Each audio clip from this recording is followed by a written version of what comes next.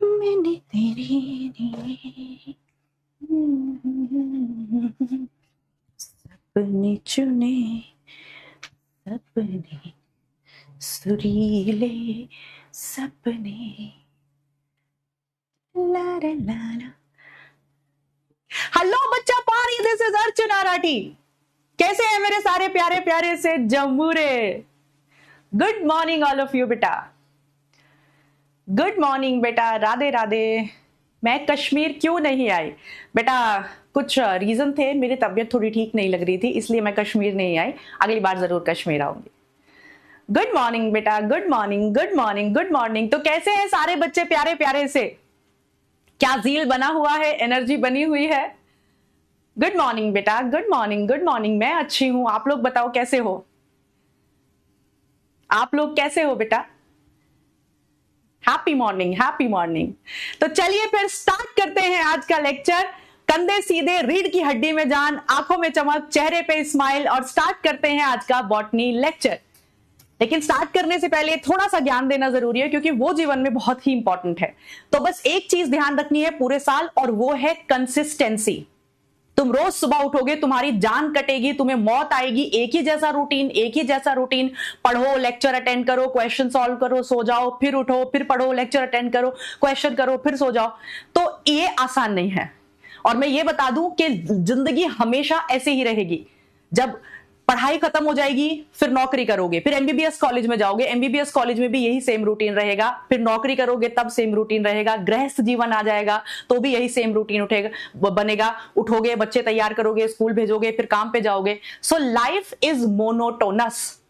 Life ऐसी ही होती है, लाइफ में एक ही रूटीन चलता है, तो इससे आप कभी पीछा नहीं छुड़ा पाओगे। तो बेहतर है इसको अपना लो अभी से ही। जो नहीं अपना पाते हैं वो जीवन में दुखी रहते हैं। जैसे मैं रूटीन नहीं अपना पाती हूं तो मैं काफी दुखी रही हूं अपने जीवन में, लेकिन अब मुझे जाकर समझ में आ गया है कि एक रूटीन अपनाना जरूरी है, और अगर आप उससे भागते रहोगे तो आप दुखी रहोगे। That is simple. लेकिन हाँ, मैं क्या करती हूं अभी अपने रूटीन को बीच बीच में ब्रेक करने के लिए, कि मैं हफ्ते में एक दिन ऐसा चूज कर लेती हूं जिसमें मैं केवल अपनी मर्जी का करती हूं। मैं कोई रूटीन फॉलो नहीं करती, मैं कोई आइडियलिस्टिक चीज फॉलो नहीं करती, मैं सारी गलतियां करती हूं, सब कुछ करती हूं।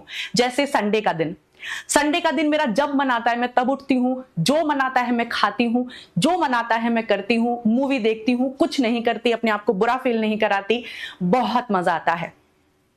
तो तुम अभी प्रेपरेशन में हो, तुम अभी तैयारी में हो, तुम भी अपने लिए संडे का दिन चूज कर लो। तुम पूरा दिन वेस्ट नहीं कर सकते, क्योंकि मेरी नौकरी लग गई है, मैं पैसा कमा रही हूं, मुझे कोई टेंशन नहीं है। लेकिन तुम्हें अभी अपना करियर सेट करना है, तो तुम अपना संडे का दिन सेट कर लो।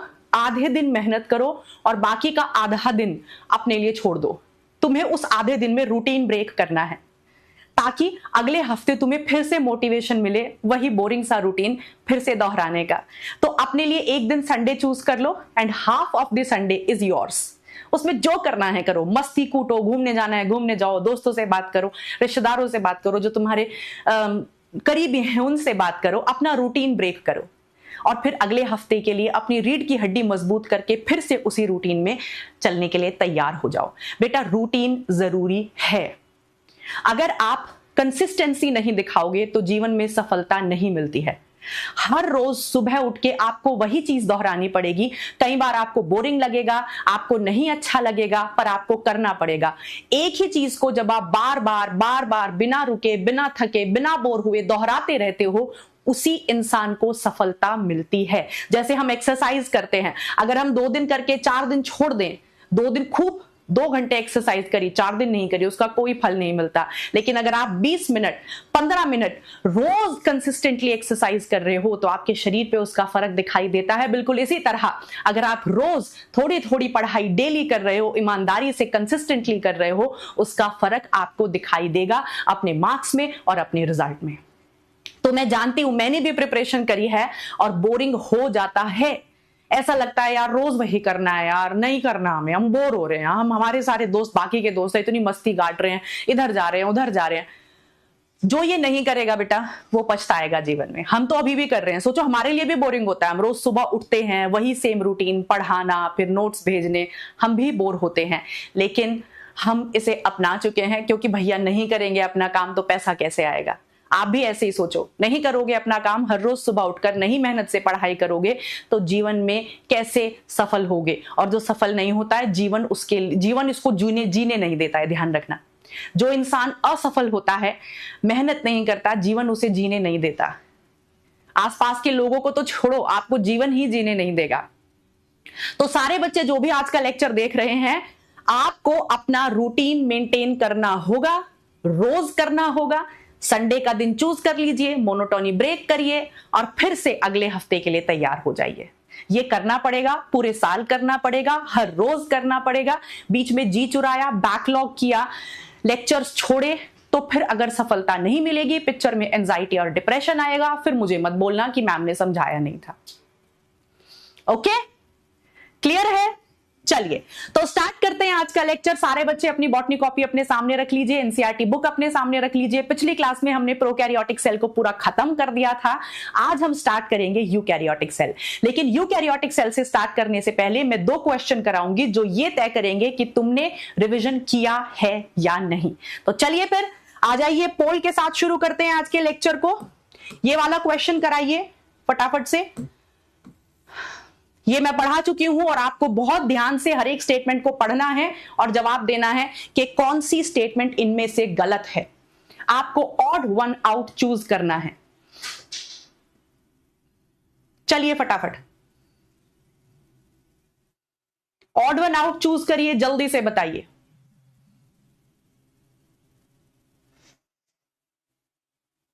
और मैं चाहती हूं हर एक बच्चा सही जवाब दे। बैकलॉग करके मेरी क्लास में कोई नहीं आएगा।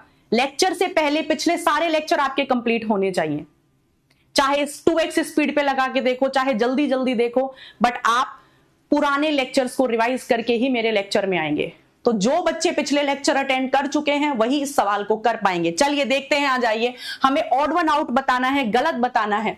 राइबोसोम्स प्रोकैरियोटिक सेल में 70S टाइप होता है। हाँ, जो फिम्बरी होती है वो अडहेशन में हेल्प करती है, चिपकने में हेल्प करती है। हाँ, gas vacuoles blue green algae में होते हैं। हाँ, फ्लैजिला जो है वो थिक मेम्ब्रेनस एक्सटेंशन है। गलत। तो इसमें ऑड वन आउट क्या है? डी। देखते हैं कितने बच्चों ने आंसर सही दिया है।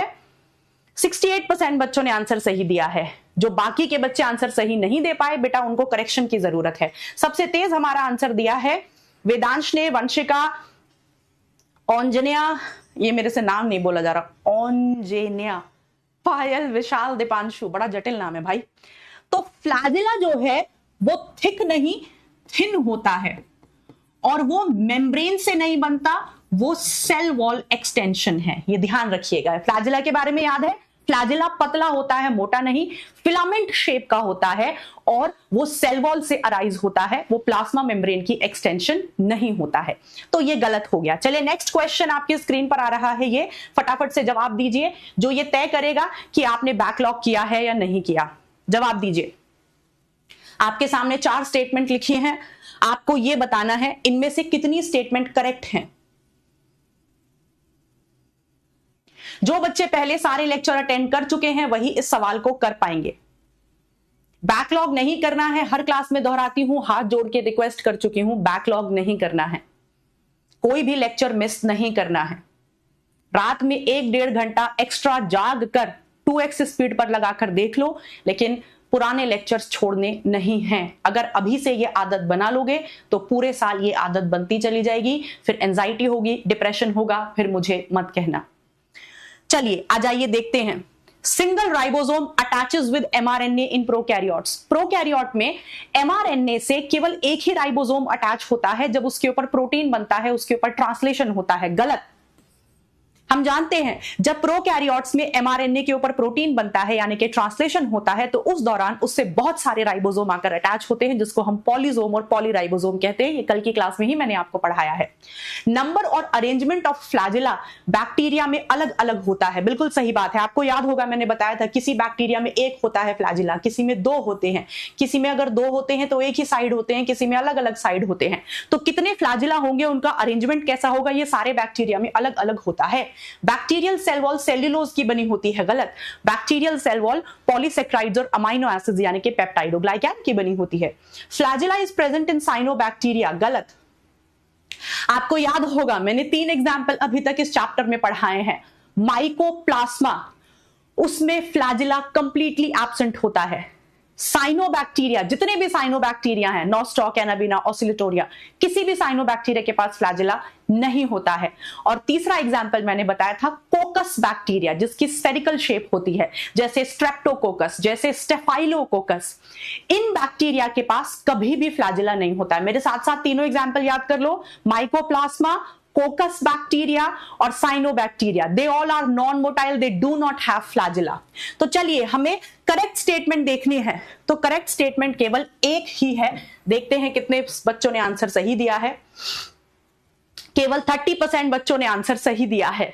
सबसे तेज आंसर दिया है बाबर ने, अभी, विशाल, उमायमा, अनम, अभिनय, शशांक और Shivansh.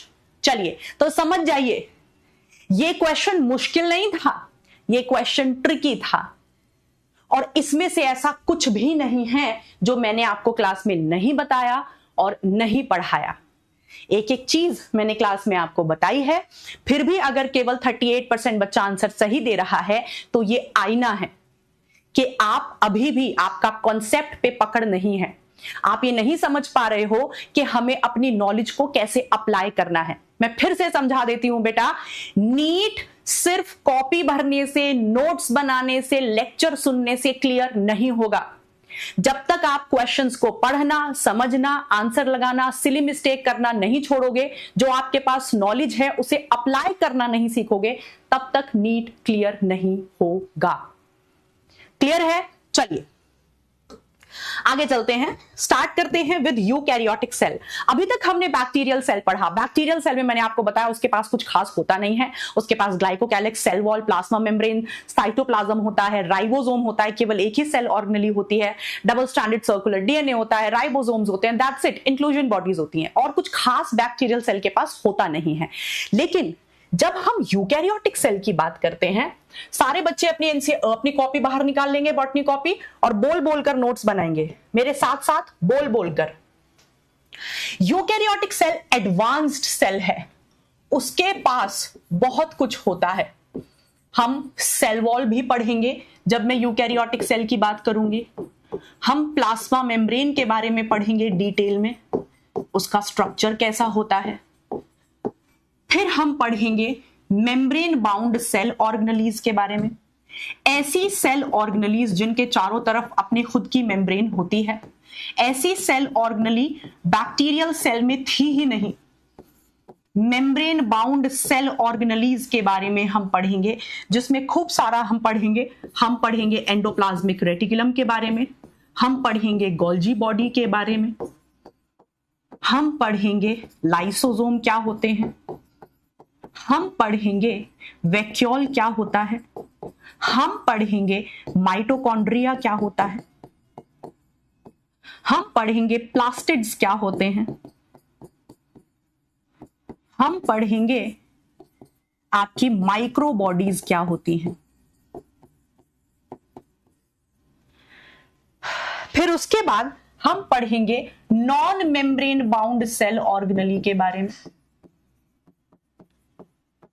Non membrane bound cell organelle, ऐसी सेल ऑर्गेनेली जिसके चारों तरफ अपनी मेम्ब्रेन नहीं है। और ऐसी दो सेल ऑर्गेनेलीज मैं आपको बता चुकी हूं, ऐसी दो सेल ऑर्गेनेलीज हम यूकैरियोटिक सेल में पढ़ेंगे। एक है राइबोसोम और दूसरा है सेंट्रियोल, जिसके जोड़े को हम सेंट्रोसोम कह देते हैं। सेंट्रियोल के जोड़े को हम सेंट्रोसोम कह देते हैं। फिर हम पढ़ेंगे न्यूक्लियस के बारे में, yes, the brain of the cell. और फिर हम पढ़ेंगे सीलिया और फ्लैजिला के बारे में, जो कि लोकोमोटरी स्ट्रक्चर हैं, जो कि लोकोमोशन में, मूवमेंट में हेल्प करते हैं। तो एक बार आप देख लीजिए पूरा, एक बार आप देख लीजिए कि जब मैं यूकैरियोटिक सेल की बात करूंगी तो मैं आपको कितना कुछ पढ़ाऊंगी। सबसे पहले मैं आपको सेल वॉल पढ़ाऊंगी, फिर मैं प्लाज्मा मेम्ब्रेन के बारे में बताऊंगी, फिर मैं सारी मेम्ब्रेन बाउंड सेल ऑर्गेनेलीज के बारे में बताऊंगी। ये सब हम पढ़ने वाले हैं। सोचो कितना कुछ हमें पढ़ना है। Endoplasmic reticulum, Golgi body, lysosomes, vacuole, mitochondria, plastid and microbodies. Non membrane bound cell organelle में राइबोसोम और सेंट्रियोल पढ़ेंगे, न्यूक्लियस के बारे में पढ़ेंगे जिसे हम ब्रेन ऑफ द सेल कहते हैं, और हम सीलिया और फ्लैजिला के बारे में पढ़ेंगे। तो आगे आने वाले लेक्चर्स में हमें ये सब कुछ पढ़ना है। Am I clear? Am I clear? चलिए, बहुत बेहतरीन। बैक्टीरियल सेल में हमने कुछ खास नहीं पढ़ा था, वहां तो सेल ऑर्गेनेली केवल एक ही थी, राइबोसोम, वो भी नॉन मेम्ब्रेन बाउंड। क्लियर? चलिए जी, बहुत बढ़िया मेरे बच्चों। चलिए आ जाइए, आगे चलते हैं। तो जब हम यूकैरियोटिक सेल की बात करते हैं बेटा, तो यूकैरियोटिक सेल में मेरे सामने दो मेजर सेल्स आते हैं, प्लांट सेल और एनिमल सेल। ये दोनों ही यूकैरियोटिक सेल हैं। वैसे तो यूकैरियोटिक सेल्स बहुत सारे हैं जो मैं अभी तुम्हें आगे बताऊंगी, diatoms, dinoflagellates, euglena, amoeba, paramecium, slime moulds, fungi. लेकिन जब मैं यूकैरियोटिक सेल की बात करती हूं तो ये दो सेल्स मेरे सामने आते हैं, प्लांट सेल और एनिमल सेल। मैम क्या इन दोनों में कोई फर्क है तो ये दोनों यूकैरियोटिक सेल्स हैं, पर क्या इनमें कोई डिफरेंस है? आ जाओ देखते हैं। दोनों ही यूकैरियोटिक सेल्स हैं, दोनों ही एडवांस सेल्स हैं। काफी सारी इनमें मोस्ट ऑफ द चीजें सिमिलर होती हैं। मोस्ट ऑफ द चीजें प्लांट सेल और एनिमल सेल में एक जैसी होती हैं, पर कुछ डिफरेंसेस भी होते हैं, वो डिफरेंसेस लिखते हैं। आ जाओ। प्लांट सेल जो होता है उसके पास सेल वॉल प्रेजेंट होती है। ये ऐसे डिफरेंसेस हैं जो एकदम बच्चों वाले डिफरेंसेस हैं, और ये डिफरेंसेस आप जानते हैं। एनिमल सेल में सेल वॉल एब्सेंट होती है। जी हां, एनिमल सेल के पास सेल वॉल नहीं होती है। पहला डिफरेंस ये। दूसरा डिफरेंस, प्लांट सेल जो होते हैं उनके पास प्लास्टिड्स होते हैं। प्लास्टिड्स कई तरह के होते हैं, ये हम डिटेल में पढ़ेंगे, जैसे क्लोरोप्लास्ट, क्रोमोप्लास्ट, ल्यूकोप्लास्ट एक्सेट्रा। यहां पर प्लांट सेल में प्लास्टिड्स प्रेजेंट होते हैं, लेकिन वहीं एनिमल सेल में प्लास्टिड्स जो हैं वो एब्सेंट होते हैं। प्लांट सेल में सेंट्रियोल, जिसके जोड़े को हम सेंट्रोजोम कह देते हैं। काफी बच्चे इसमें कंफ्यूज्ड रहते हैं कि मैम सेंट्रोजोम और सेंट्रियोल अलग अलग चीज है क्या? नहीं, ये एक ही चीज है। सेंट्रियोल के जोड़े को, जो हमारा एनिमल सेल होता है उसमें सेंट्रियोल जोड़े में पाए जाते हैं और उस जोड़े को हम सेंट्रोजोम कहते हैं। सो यहां पर जो सेंट्रियोल्स होते हैं प्लांट सेल में वो एब्सेंट होते हैं, लेकिन here in animal cell centriole जो है वो प्रेजेंट होते हैं। सेंट्रियोल प्रेजेंट होते हैं। In case of plant cell, cell के बीचों बीच एक बड़ा सा वैक्यूल होता है जिसे हम सैप वैक्यूल कहते हैं। कल की क्लास अगर आपने बैकलॉग नहीं करी है, जो कि आपको नहीं करनी है किसी भी कीमत पर, सैप वैक्यूल जो प्लांट सेल्स होते हैं, यहां आपने बचपन में भी पढ़ा होगा 9वीं क्लास में, कि प्लांट सेल में बीचों बीच एक बड़ा सा स्ट्रक्चर होता है जिसे हम वैक्यूल कहते हैं, और ये सेल की 90% स्पेस को कवर करता है, 90% स्पेस को कवर करता है, जिसके बारे में हम डिटेल में आगे पढ़ेंगे कि वैक्यूल क्या होता है। तो प्लांट सेल में 90% ऑफ स्पेस को जो ये कवर कर रहा है इसे हम सैप वैक्यूल कहते हैं, जिसके अंदर बहुत कुछ होता है, पानी होता है, मिनरल्स होते हैं, आयंस होते हैं, एक्सक्रीटरी वेस्ट होते हैं। तो सैप वैक्यूल जो है प्लांट सेल में प्रेजेंट होता है, लेकिन एनिमल सेल में सैप वैक्यूल जो है वो एब्सेंट होता है। ठीक है मेरे बच्चों? जी मैम। प्लांट सेल्स में जो आपके सेंट्रियोल आपको हमने बता ही दिया। ठीक है बेटा? चलिए, तो ये कुछ बेसिक से डिफरेंसेस हैं, अदरवाइज एनिमल सेल और प्लांट सेल जो हैं वो ऑलमोस्ट सिमिलर होते हैं। बताइए, क्लियर हो गया? Anyone with any confusion? Plant cell में न्यूक्लियस जो होता है, ये मैच्योर प्लांट सेल की बात हो रही है। एक यंग प्लांट सेल में भी वैक्यूल नहीं होता बेटा, मैं बता दूं। यंग प्लांट सेल जो एकदम यंग होता है, जैसे आपने सुना होगा मेरिस्टेमेटिक सेल्स, तो प्लांट्स के केस में जो मेरिस्टेमेटिक सेल्स होते हैं उनके पास वैक्यूल नहीं होता। जब सेल धीरे धीरे मैच्योर होने लगता है, जैसे पैरेन्काइमा, कॉलनकाइमा, स्क्लेरेन्काइमा तो छोड़ ही दो, तो जब सेल मैच्योर होने लगता है तब उसमें वैक्यूल बनता है। तो यंग प्लांट सेल के पास भी वैक्यूल नहीं होता है बेटा, यंग प्लांट सेल के पास भी वैक्यूल नहीं होता है। वैक्यूल होता है मैच्योर प्लांट सेल के पास। अगर आप ये लिखना चाहें तो लिख सकते हैं। आगे हम पढ़ेंगे जो मेरिस्टेमेटिक सेल्स होते हैं प्लांट्स के केस में, वो यंग प्लांट सेल्स होते हैं, उनमें वैक्यूल नहीं होता, मैच्योर प्लांट सेल में वैक्यूल होता है। क्लियर है? जी मैम क्लियर है। चलिए बहुत बेहतरीन।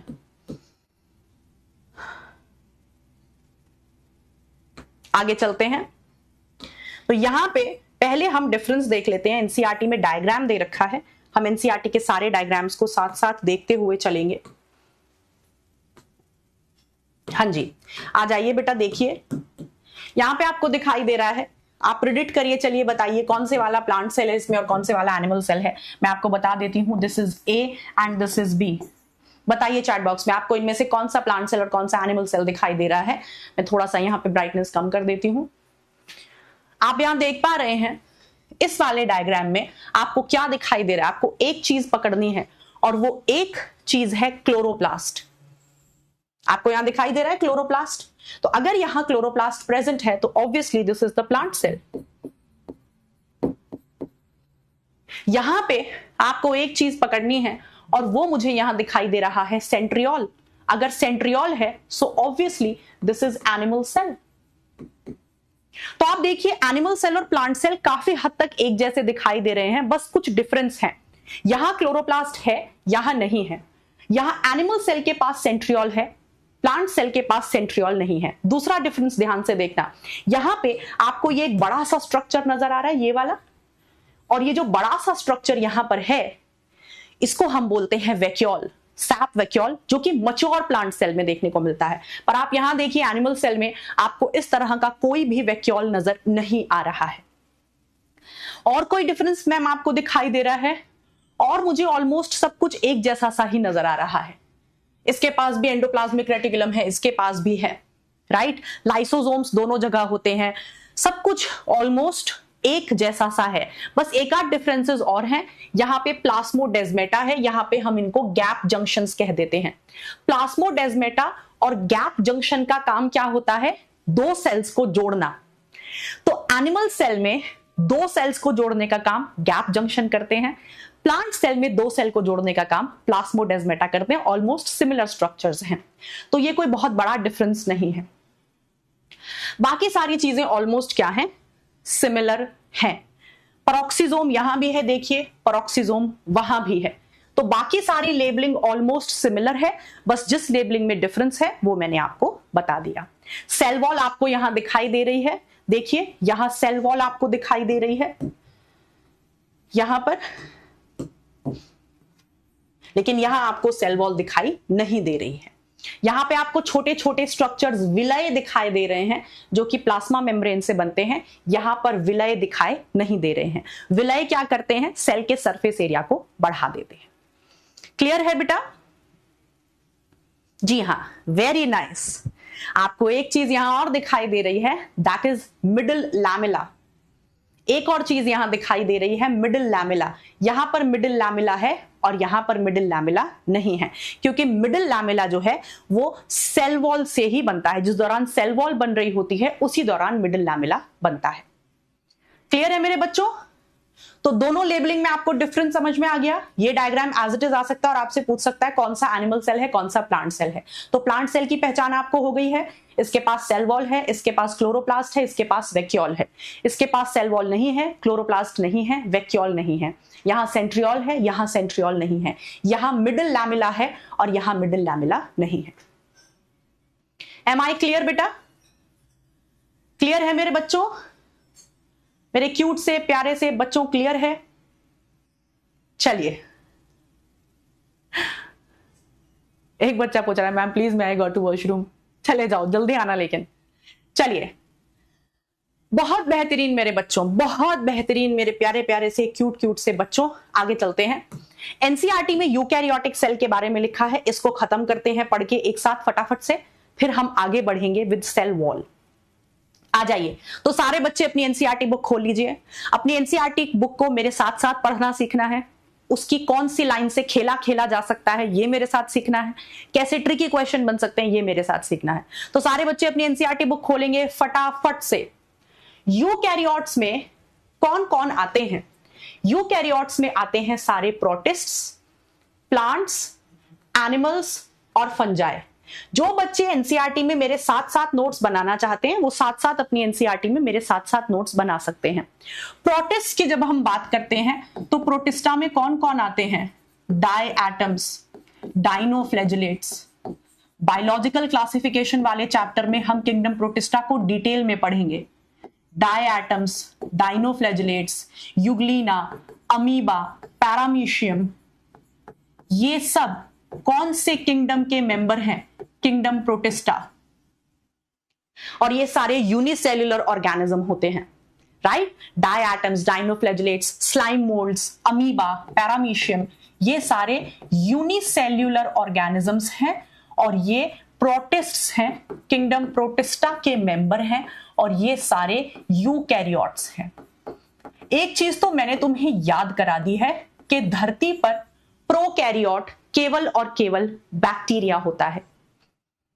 धरती पर प्रोकैरियोट केवल बैक्टीरिया होता है जो कि अलग अलग तरह के हैं। माइकोप्लाज्मा और PPLO, blue green algae, rhizobium, azotobacter, streptococcus, staphylococcus, जितने भी बैक्टीरिया हैं वो सारे प्रोकैरियोट्स हैं, उन्हें छोड़कर सब यूकैरियोट्स हैं।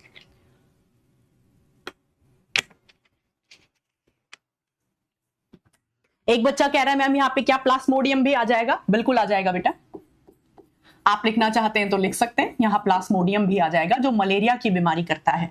तो ये सारे के सारे किंगडम प्रोटिस्टा के मेंबर हैं, यूनिसेल्युलर हैं, यूकैरियोट्स हैं। जितनी भी फंजाई होती है, चाहे वो यूनिसेल्युलर फंजाई हो चाहे वो मल्टीसेलुलर फंजाई हो, जैसे यूनिसेलुलर फंजाई का एग्जांपल आप लोग जानते हैं ईस्ट। मल्टीसेलुलर फंजाई बहुत सारी हैं, राइट? मशरूम एक फंजाई है। जितने भी प्लांट्स हैं, चाहे वो एल्गी हो, ब्रायोफाइट्स हो, टेरिडोफाइट्स हो, जिम्नोस्पर्म्स हो, एंजियोस्पर्म्स हो, सारे के सारे प्लांट्स और सारे के सारे एनिमल्स, चाहे वर्टिब्रेट्स हो चाहे इनवर्टिब्रेट्स हो, ये सारे यूकैरियोट्स होते हैं। क्लियर? ओके जी मेरे बच्चों, बहुत मेरे प्यारे प्यारे से बच्चों, बहुत बढ़िया।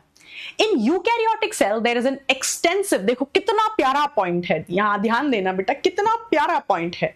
There is an extensive compartmentalisation of cytoplasm through the presence of membrane bound cell organelles. ध्यान से सुनेंगे, ये वाली लाइन पे क्वेश्चन आ सकता है, तो सारे बच्चे यहां लिख लेंगे, इस वाली लाइन पर क्वेश्चन पूछा जा सकता है। तो सारे बच्चे इसको अंडरलाइन करके मेरे साथ साथ यहां पर क्या लिख लेंगे? क्वेश्चन का निशान लगा लेंगे। क्या क्वेश्चन पूछा जा सकता है? ध्यान से सुनिएगा। ये कह रहा है कि अगर हम यूकैरियोटिक सेल के अंदर जाएं तो वहां पर जो साइटोप्लाज्म होता है वो बटा हुआ होता है। साइटोप्लाज्म में, साइटोप्लाज्म को आप ऐसे समझो कि एक कमरा है और उस एक घर है बड़ा जिसमें बहुत सारे छोटे छोटे कमरे बट गए हैं। उस साइटोप्लाज्म में बहुत सारी सेल ऑर्गेनेलीज प्रेजेंट है। Golgi body, endoplasmic reticulum, lysosome, vacuole, peroxisome, microbody, बहुत सारी सेल ऑर्गेनेलीज प्रेजेंट है। तो यहां पर साइटोप्लाज्म का कंपार्टमेंटलाइजेशन हो गया है, माने कि जो साइटोप्लाज्म है वो बहुत सारे कंपार्टमेंट्स में बट गया है। कंपार्टमेंट्स मतलब छोटी छोटी जगहों में बट गया है, और वो छोटी छोटी जगहें क्या हैं? मेम्ब्रेन बाउंड सेल ऑर्गेनेली, जिनकी अपनी खुद की बाउंड्री है, अपनी खुद की दीवार है। समझ गए हैं? ये लाइन सीधा सवालों में आ सकती है, इसको बहुत अच्छे से अंडरलाइन कर लेंगे।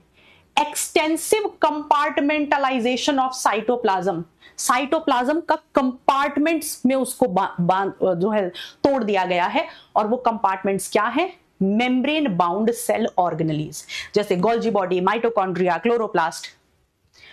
Eukaryotic cells possess an organised nucleus.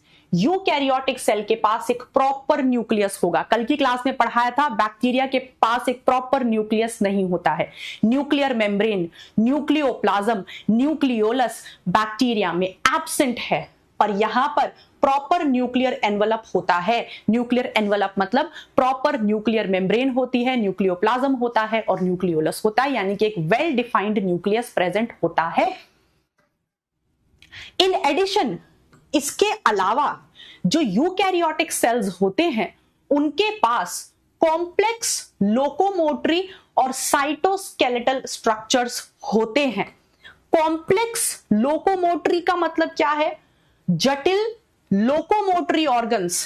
यहां पे लोकोमोटरी ऑर्गन्स से मतलब है सीलिया एंड फ्लैजिला, जो कि जटिल है, सिंपल नहीं है। जब हमने बैक्टीरिया का फ्लैजिला पढ़ा था पिछले हफ्ते की क्लास में, तो मैंने आपको बताया था कि बैक्टीरिया में फ्लैजिला बहुत ही सिंपल होता है। बैक्टीरिया में फ्लैजिला के अंदर ना सेंट्रियोल होता है, ना माइक्रोट्यूब्यूल्स होती है, ना ट्यूबुलिन प्रोटीन होता है और ना ही 9+2 अरेंजमेंट होता है। लेकिन यहां सीलिया और फ्लैजिला का स्ट्रक्चर जटिल होता है। यहां हम माइक्रोट्यूब्यूल्स की बात करेंगे, ट्यूबुलिन प्रोटीन की बात करेंगे, 9+2 अरेंजमेंट की बात करेंगे। तो यहां पे जो लोकोमोटरी स्ट्रक्चर्स हैं वो कौन है? सीलिया और फ्लैजिला, जो कि कॉम्प्लेक्स होंगे। साइटोस्केलेटल, मैम साइटोस्केलेटन क्या होता है? साइटोस्केलेटन में हम पढ़ते हैं बेटा माइक्रोट्यूब्यूल्स और माइक्रोफिलामेंट्स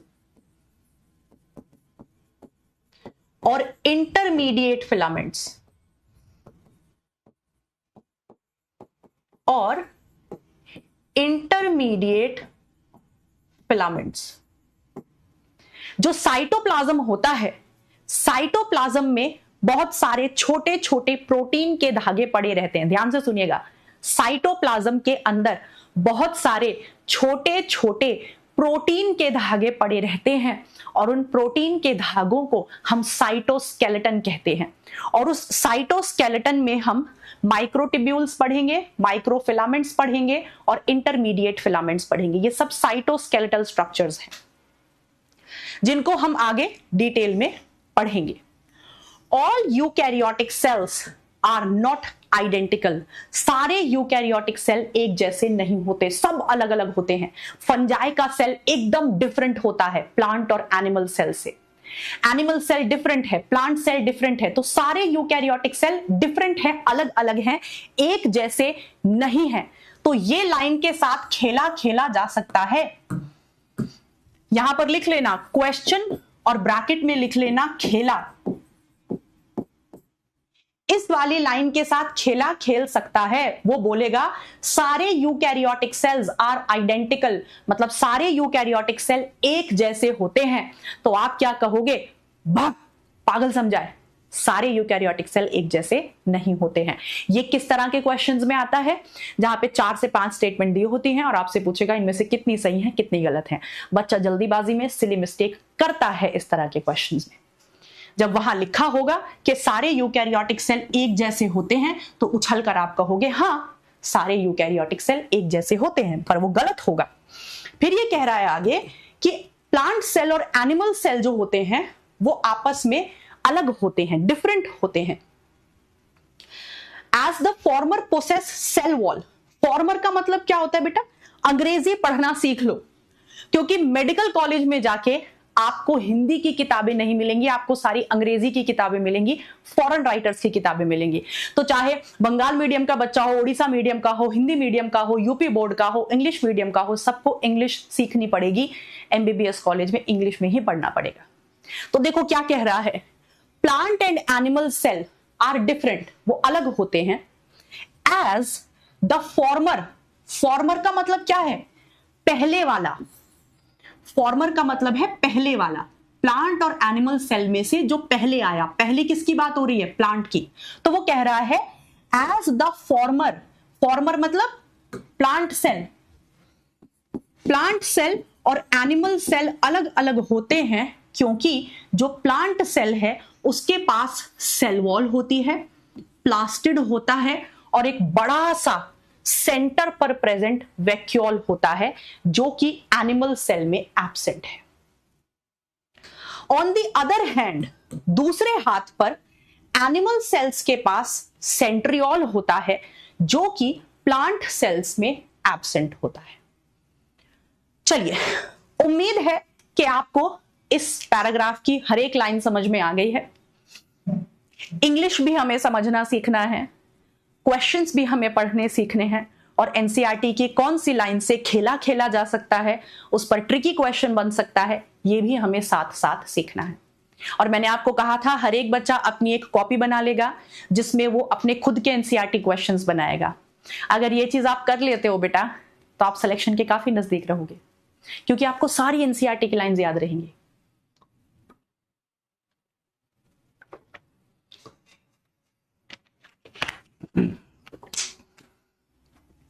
चलिए, तो मेरी रिक्वेस्ट है अपनी अपनी एक एक्स्ट्रा कॉपी बना लीजिए जिसमें हर एक एनसीईआरटी की लाइन से खुद के क्वेश्चन बनाने की कोशिश कीजिए। फिर आप एनसीईआरटी को एग्जामिनर की तरह देखने लगेंगे और फिर शुरू होगा असली तांडव। ठीक है, आ जाइए। चलिए, तो अब मैं आपको बताती हूं कुछ इंपॉर्टेंट टर्म्स। आ जाओ। कुछ इंपॉर्टेंट टर्म्स हैं जो यहां पर इस्तेमाल की जाती हैं जब हम किसी यूकैरियोटिक सेल की बात करते हैं। सबसे पहला होता है साइटोसोल। अगर मैं साइटोसोल में सेल ऑर्गेनेलीज को ऐड कर दूं, पहले लिख लो मेरे साथ साथ, फिर मैं समझाती हूं, तो फिर वो कहलाता है साइटोप्लाज्म। सारे बच्चे मेरे साथ साथ लिखते चलेंगे। अगर आप साइटोप्लाज्म में बोल बोल कर लिखते रहेंगे, अगर आप साइटोप्लाज्म में, सोएगा कोई नहीं, कंसंट्रेशन इधर से उधर नहीं होनी चाहिए, पूरी कंसंट्रेशन टकाटक यहां होनी चाहिए और बोल बोल कर नोट्स बनाते रहो, नींद नहीं आएगी, तो वो कहलाता है प्रोटोप्लाज्म। प्रोटोप्लाज्म में अगर आप प्लाज्मा मेम्ब्रेन ऐड करते हैं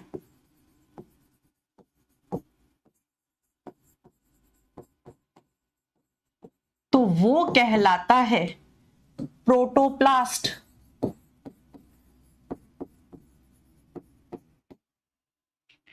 और अगर आप प्रोटोप्लास्ट में सेल वॉल ऐड कर देते हैं तो वो कहलाता है प्लांट सेल।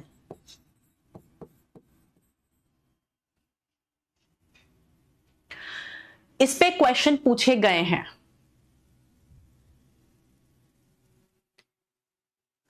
इससे क्वेश्चंस पूछे गए हैं। ठीक है, आ जाओ मैं आपको बताती हूं, ध्यान से सुनेंगे सारे बच्चे। ये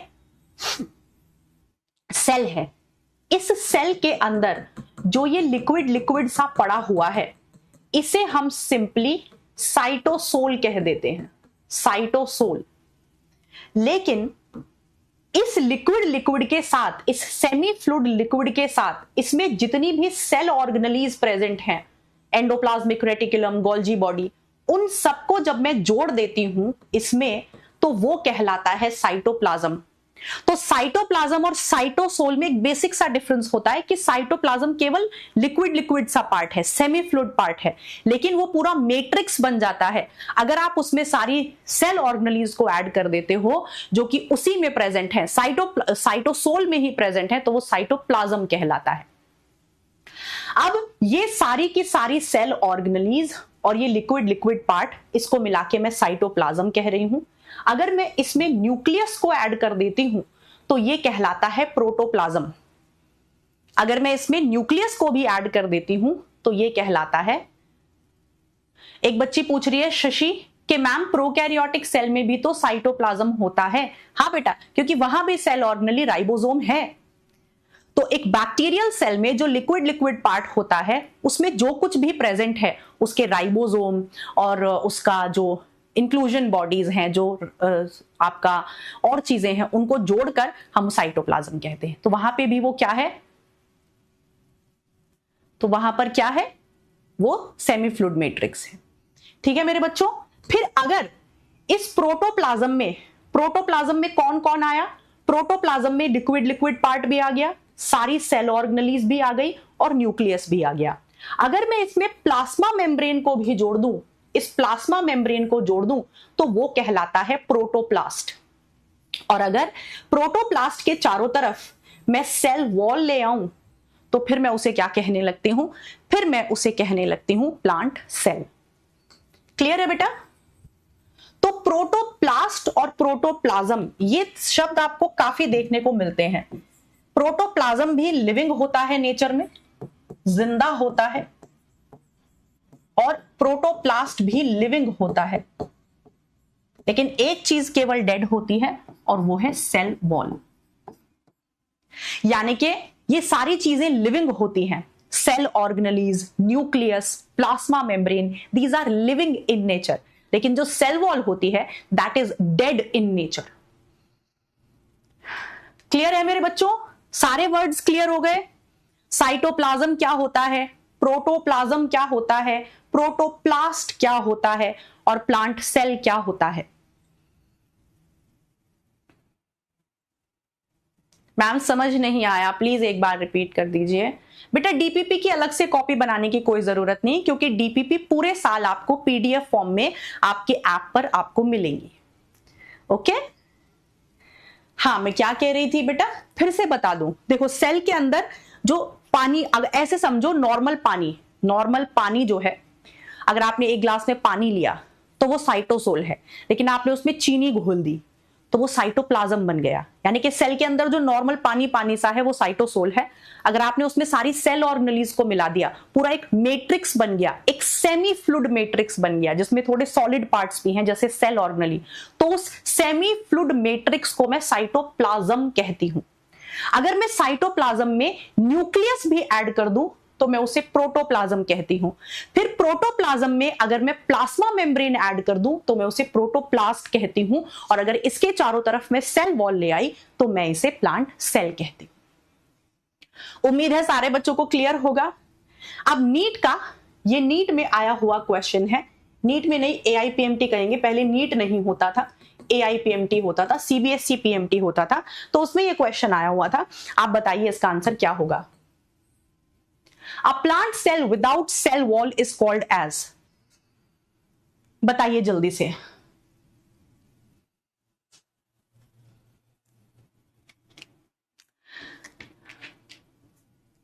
एक बच्ची कह रही है, अभी डाउट लेती हूं बेटा, अभी लेती हूं डाउट, टेंशन मत लो। A plant cell without cell wall is called as,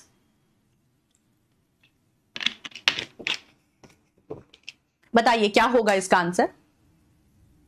अगर मैं एक प्लांट सेल से सेल वॉल हटा दूं तो मैं उसे क्या कहूंगी, मैं उसे एनिमल सेल कहूंगी, मैं उसे प्रोटोप्लाज्म कहूंगी, प्रोटोप्लास्ट कहूंगी, या बैक्टीरियल सेल कहूंगी। ऑब्वियसली मैं उसे प्रोटोप्लास्ट कहूंगी। देखते हैं कितने बच्चों ने आंसर सही दिया है। 69% बच्चों ने। सबसे तेज आंसर दिया है दीप ने, अली ने, ऋतिक, जानवी, चेतस, प्रीतम, अंशिका, आदित्य, परिणीता। देखो बेटा, अब कई सारे बच्चों को ऐसा लगता होगा कि अगर हम किसी प्लांट सेल से सेल वॉल हटा दें तो फिर तो वो एनिमल सेल बन जाएगा ना। भाई एनिमल सेल और प्लांट सेल में फर्क क्या होता है? एनिमल सेल के पास सेल वॉल नहीं है, प्लांट सेल के पास है। तो अगर मैं किसी प्लांट सेल से सेल वॉल को हटा दूं तो फिर तो वो एनिमल सेल बन जाएगा। कैसे बन जाएगा एनिमल सेल? अगर ये एक प्लांट सेल है, इसके पास सेल वॉल है, इसके पास क्लोरोप्लास्ट भी है, इसके पास वैक्यूल भी है। अगर मैं इस प्लांट सेल से सेल वॉल हटा दूं तो क्या ये बचा हुआ एनिमल सेल कहलाएगा? नहीं। मैं इसे एनिमल सेल कैसे कह दूंगी? इसके पास क्लोरोप्लास्ट है, इसके पास वैक्यूल है, मैं इसे एनिमल सेल नहीं कह सकती। मैं इसे प्रोटोप्लाज्म भी नहीं कहूंगी, क्योंकि प्रोटोप्लाज्म में हम प्लाज्मा मेम्ब्रेन को इंक्लूड नहीं करते हैं। गलत। मैं इसे बैक्टीरियल सेल भी नहीं कह सकती, क्यों नहीं कह सकती? क्योंकि बैक्टीरियल सेल के पास ना तो न्यूक्लियस है और ना ही मेम्ब्रेन बाउंड सेल ऑर्गेनेलीज हैं। तो इसीलिए मैं इसे क्या कहूंगी? मैं इसे प्रोटोप्लास्ट कहूंगी। ये AIPMT में आया हुआ क्वेश्चन है बेटा। अब एक बार हम डाउट्स देख लेते हैं। कुछ बच्चे कह रहे हैं मैम एक बार प्लीज डाउट्स देख लीजिए। मैम प्रोकैरियोट्स में साइटोसोल फिर प्रेजेंट होता है क्या? हाँ बेटा, प्रोकैरियोट्स में साइटोसोल होगा। फिर उस साइटोसोल में जो कुछ भी प्रेजेंट है, उसमें राइबोसोम्स हैं, उसमें DNA है, उसे मिलाकर हम साइटोप्लाज्म कह देते हैं। पोल नहीं आ रहा है बेटा, जिन बच्चों का पोल नहीं आ रहा है वो एक बार ऐप को अपडेट कर लीजिए, एक बार आप सपोर्ट से बात कर लीजिए, और अगर नहीं आता है तो आप चैट बॉक्स में भी आंसर कर सकते हैं। समझ आ गया? थैंक यू बेटा, मैं सुंदर हूं। थैंक यू बेटा, हर कोई सुंदर होता है, बस हमें अपनी सुंदरता को पहचानना होता है। ये डाउट्स हैं। मैम प्लांट्स में सेंट्रियोल का काम कौन करता है? प्लांट्स में सेंट्रियोल का काम करते हैं माइक्रोट्यूब्यूल्स, जो उसके साइटोप्लाज्म में पड़े रहते हैं। आगे मैं तुम्हें डिटेल में बताऊंगी, टेंशन मत लो। मैम कंपार्टमेंटलाइजेशन का मतलब समझा दीजिए। कंपार्टमेंट का मतलब होता है छोटे छोटे भागों में बांट देना। पूरा का पूरा साइटोप्लाज्म जो है उसका स्पेस छोटे छोटे भागों में बटा हुआ है। कुछ हिस्सा, कुछ स्पेस गोल्जी बॉडी ने ले लिया, कुछ एंडोप्लाज्मिक रेटिकुलम ने ले लिया, कुछ माइटोकॉन्ड्रिया ने ले लिया, यानी कि पूरा साइटोप्लाज्म कंपार्टमेंटलाइज्ड है, कंपार्टमेंट्स में बटा हुआ है। Can I say protoplast is an animal cell? क्या मैं प्रोटोप्लास्ट को एक एनिमल सेल कह सकती हूं? ये डिपेंड करेगा कि उसके पास क्लोरोप्लास्ट है या नहीं है। अगर है तो आप उसे कह, नहीं है तो आप उसे कह सकते हैं। वैसे प्रोटोप्लास्ट शब्द का इस्तेमाल हम प्लांट सेल के लिए ही करते हैं। The word protoplast is not used for animal cell. Animal cell में हम सिंपली ये कहते हैं कि उसके पास प्लाज्मा मेम्ब्रेन है, उसके पास सेल साइटोप्लाज्म है, न्यूक्लियस है। The word protoplast is specifically used for plant cell. सारे बच्चे सुन लीजिए, the word protoplast is specifically used for plant cell, not for animal cell. Animal cell को हम सिंपली एनिमल सेल कहते हैं। एनिमल सेल को simply we call it as animal cell. But अगर मैं प्लांट सेल से सेल वॉल हटा दूं तो उस बचे हुए हिस्से को मैं प्रोटोप्लास्ट कहती हूं। This word is used for plant cell only. Ma'am flagella plasma membrane से कंपोज्ड है या सेल वॉल से? बेटा फ्लैजिला जो है, हम यहां पर प्रोकैरियोटिक फ्लैजिला पढ़कर आए थे, वो सेल वॉल का एक्सटेंशन था। यूकैरियोटिक फ्लैजिला को मैं तुम्हें आगे बताऊंगी।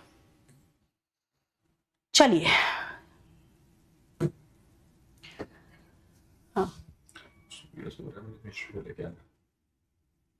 सूर्या सो रहा है, मैं पढ़ा दूं थोड़ी देर बच्चों को, तुम भी तुम्हें जाना पड़ेगा, मैं देख लूंगी उसको बीच बीच में। हाँ चलो, तो क्लियर है? भूत आ गया? हाँ भूत आ गया। डर जाओ तुम, पढ़ाई नहीं करोगे तो ऐसी भूत आएगा क्लास में। चलो सेल वॉल पे चलते हैं फटाफट से। टाइम पास का टाइम हमारे पास बिल्कुल भी नहीं है, फटाफट से क्लास में पढ़ा करेंगे पूरी एनर्जी के साथ, अपने सब्जेक्ट को एंजॉय करेंगे। हमें फालतू बकलोली की जरूरत नहीं है लेक्चर को एंजॉय करने के लिए। बाकी तुम्हें मोटिवेशनल ज्ञान बीच में, कुछ चुटकुले, कुछ गाने मिलते रहेंगे, लेकिन सबसे जरूरी है पढ़ाई, उसको ही एंटरटेनिंग और एनर्जेटिक बनाएंगे। ओके चलिए, टाइम पास का टाइम अपने पास नहीं है। अभी तुम्हें ऐसा लग रहा होगा कि नीट अभी तो बहुत दूर है, एक साल दूर है। ये एक साल कैसे निकल जाएगा तुम्हें पता भी नहीं चलेगा। चलिए सेल वॉल की बात करते हैं। सेल वॉल जो है ये मैं तुम्हें पहले भी बता चुकी हूं, कई बार बता चुकी हूं कि ये एक डेड लेयर है, ये एक नॉन लिविंग लेयर है। जैसे प्लाज्मा मेम्ब्रेन जो है वो लिविंग होती है, साइटोप्लाज्म लिविंग है, सेल ऑर्गेनेलीज लिविंग है, लेकिन सेल वॉल एक डेड पार्ट होता है। ये एक रिजिड, एक सख्त स्ट्रक्चर होता है। ये सब एनसीईआरटी के वर्ड्स हैं। सेल वॉल एक डेड लेयर है, एक रिजिड स्ट्रक्चर है। फिर सेल वॉल जो है बेटा, ये सारे यूकैरियोटिक सेल में प्रेजेंट नहीं होती है, not present in all eukaryotic sales. जरूरी नहीं है कि जितने भी यूकैरियोटिक सेल्स हैं सबके पास सेल वॉल हो। जैसे सारे बैक्टीरिया के पास, सारे प्रोकैरियोट्स के पास सेल वॉल होती है, सिर्फ माइकोप्लाज्मा को छोड़कर, लेकिन सारे यूकैरियोट्स के पास सेल वॉल नहीं होती है। जी मैम, इतना क्लियर हुआ। तो मैम कहां होती है आप बता सकते हो? जी हाँ, बिल्कुल बता सकते हैं। आ जाइए बात करते हैं। इट इज प्रेजेंट इन, ये कहां कहां आपको मिलेगी? ये आपको डाई एटम्स में मिलेगी, जो कि किंगडम प्रोटिस्टा के मेंबर हैं। अभी मैंने बताया यूनिसेल्युलर ऑर्गेनिज्म होते हैं, एक सेल के ऑर्गेनिज्म होते हैं। इनमें जो सेल वॉल होती है वो सिलिका की बनी होती है। रेत के अंदर जो चमकीला चमकीला सा चमकता रहता है वो सिलिका होता है। डाइनोफ्लैजिलेट्स में मिलती है सेल वॉल। ये भी यूनिसेल्युलर यूकैरियोट्स होते हैं, किंगडम प्रोटिस्टा के मेंबर हैं। इनके अंदर जो सेल वॉल है वो सेल्यूलोज और पेक्टिन की बनी होती है। ये एक तरह के बायोमोलिक्यूल्स होते हैं, सेल्यूलोज और पेक्टिन की बनी होती है। यूग्लिना के पास नहीं होती है सेल वॉल, स्लाइम मोल्ड्स के पास जनरली नहीं होती है सेल वॉल। जितने भी प्रोटोजोअन्स हैं, अमीबा, पैरामीशियम, प्लास्मोडियम, इनके पास नहीं होती है सेल वॉल। तो इसके बाद सेल वॉल फिर कहां आती है? फंजाई के पास। फंजाई के पास होती है सेल वॉल, जो कि बनी होती है काइटिन की। फिर इसके बाद आपको देखने को मिलती है एल्गी। एल्गी में होती है सेल वॉल। और एल्गी की सेल वॉल में क्या क्या प्रेजेंट होता है, इस पे अच्छा क्वेश्चन बनता है, तो आपको ध्यान रखना है। एल्गी में सेल्यूलोज तो होगा ही होगा। जितने भी प्लांट्स होते हैं उनकी सेल वॉल में सेल्यूलोज तो होता ही होता है, लेकिन सेल्यूलोज के साथ साथ गैलेक्टन्स होते हैं। मैम ये गैलेक्टन्स क्या होते हैं? बेटा ये एक तरह के कार्बोहाइड्रेट्स हैं, मैनन्स होते हैं और कैल्शियम कार्बोनेट होता है। इस पर क्वेश्चन आ चुका है नीट में, आप यहां पर लिख सकते हैं कि इसमें क्वेश्चन आ चुका है। चलिए यहां पर लिख सकते हैं इससे क्वेश्चन आ चुका है। एल्गी की सेल वॉल में क्या क्या होता है? एल्गी की सेल वॉल में सेल्यूलोज तो होता ही है, लेकिन साथ में गैलेक्टन्स होते हैं, मैनन्स होते हैं और कैल्शियम कार्बोनेट होता है। फिर प्लांट्स, जितने भी हायर प्लांट्स हैं, ब्रायोफाइट्स, टेरिडोफाइट्स, जिम्नोस्पर्म्स, एंजियोस्पर्म्स, तो जो हायर प्लांट्स की बात हम करते हैं, हायर प्लांट्स के केस में सेल वॉल में क्या क्या प्रेजेंट होता है? वहां पर सेल्यूलोज तो होगा ही होगा, उसके साथ हेमीसेल्यूलोज भी होता है। ये सब आप बायोमोलिक्यूल चैप्टर में पढ़ोगे, इन सब की डिटेल। हेमीसेल्यूलोज, सेल्यूलोज क्या होता है बायोमोलिक्यूल चैप्टर में सर आपको पढ़ाएंगे। इसमें पेक्टिन होता है और प्रोटीन होता है। इस पर भी क्वेश्चन आया हुआ है, यहां पर भी लिख लेंगे क्वेश्चन। याद हो गया मेरे साथ? सेल वॉल एक मरी हुई लेयर होती है, एक रिजिड स्ट्रक्चर होता है, सारे यूकैरियोटिक सेल में नहीं होती है। कहां कहां नहीं होती है? नहीं होती है यूग्लिना, अमीबा, पैरामीशियम, प्लास्मोडियम, सारे के सारे एनिमल सेल्स, इनमें सेल वॉल नहीं होती है। यहां होती है। डायटम्स के पास होती है, डाइनोफ्लैजिलेट्स के पास होती है, फंजाई के पास होती है, एल्गी के पास होती है और सारे हायर प्लांट्स के पास होती है। इन दोनों पर क्वेश्चन आया हुआ है। एल्गी की सेल वॉल की कॉम्पोजिशन बताओ और प्लांट सेल की सेल वॉल की कॉम्पोजिशन बताओ। Am I clear? Am I clear? कोई दिक्कत? शशि पूछ रही है माइकोप्लाज्मा में। अरे पगलू, हम सिर्फ यूकैरियोटिक सेल की बात कर रहे हैं, प्रोकैरियोटिक सेल की बात हम कर चुके। अभी हम किसको डिस्कस कर रहे हैं? We are talking about only eukaryotes now. Bacteria को हम पीछे छोड़ चुके। पिछले 4 लेक्चर्स में हमने केवल बैक्टीरिया को ही डिस्कस किया है। तो सारे बैक्टीरिया के पास सेल वॉल होती है, केवल माइकोप्लाज्मा को छोड़कर, और उनके पास पेप्टाइडोग्लाइकैन की बनी होती है। चलिए अब हम बैक्टीरिया की बात नहीं कर रहे हैं, मैं क्लियर कर देती हूं तुम्हें। Now we are talking only about eukaryotes, no prokaryotes now. आ जाइए, अब बात करते हैं functions of cell wall.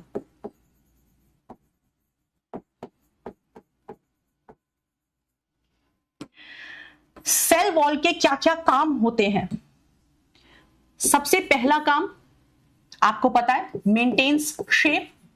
Bacteria की जब सेल वॉल मैंने पढ़ाई थी वहां पे भी मैंने आपको यही बताया था कि सेल वॉल का काम होता है सेल की शेप को मेंटेन करना, मैकेनिकल सपोर्ट देना, प्रोटेक्ट सेल फ्रॉम, सेल को बचाना, किससे बचाना? From mechanical damage. Mechanical damage क्या होता है? किसी भी चोट से बचाना। सेल को अगर कोई भी चोट पहुंचती है तो सेल वॉल उसे बचाती है, मैकेनिकल डैमेज से बचाती है, इंफेक्शंस से बचाती है, and protect the cell from undesirable macromolecules.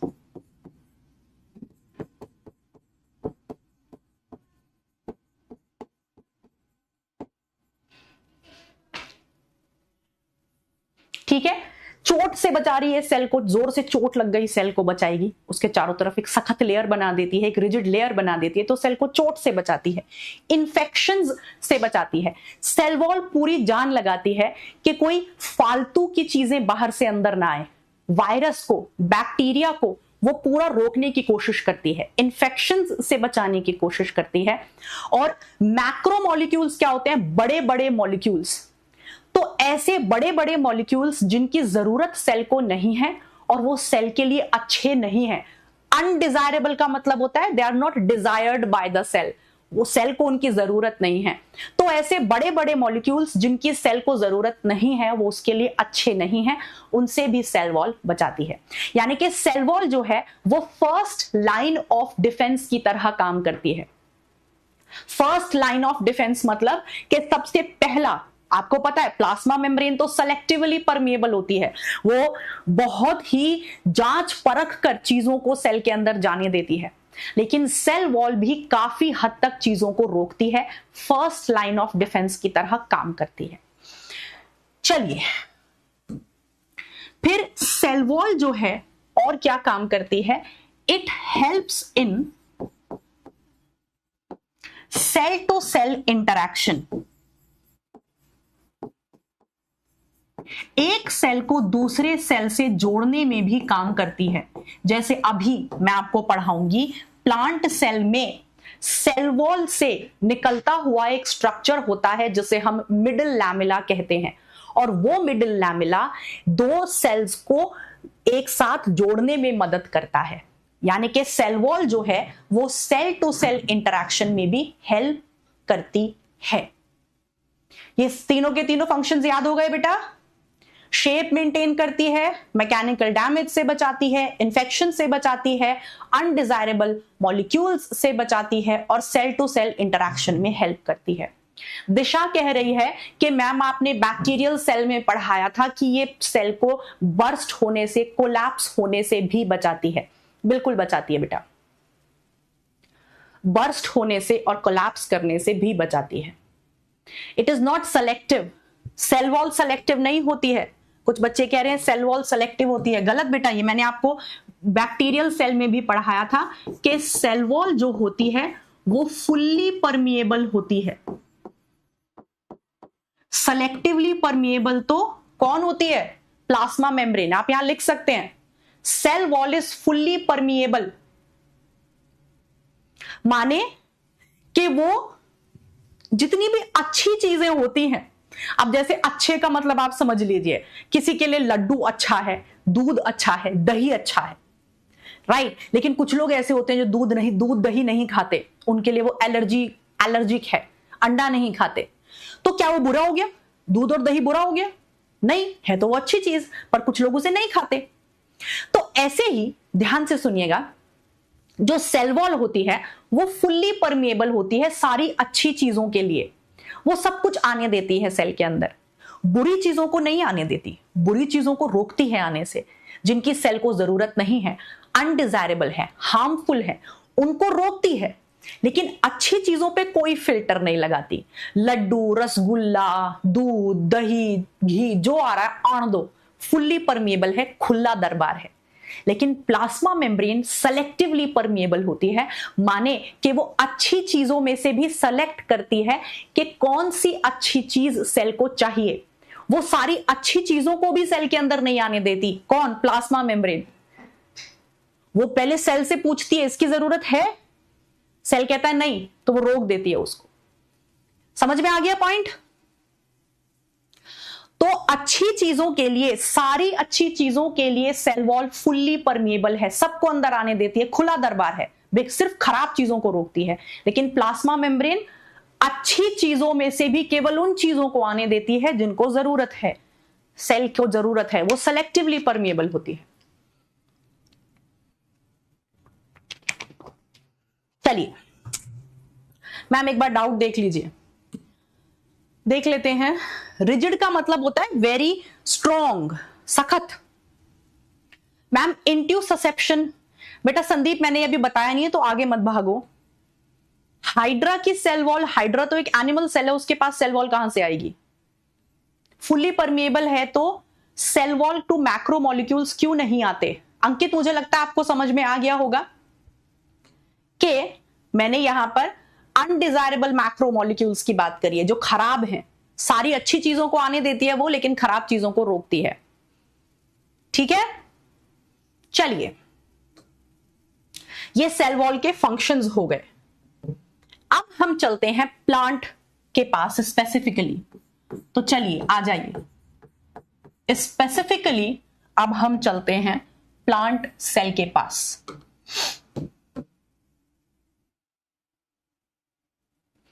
अब हम चलते हैं प्लांट सेल के पास। ग्लाइकोकैलिक्स परमिएबल होता है या नहीं? Yes, up to a limit glycocalyx is permeable.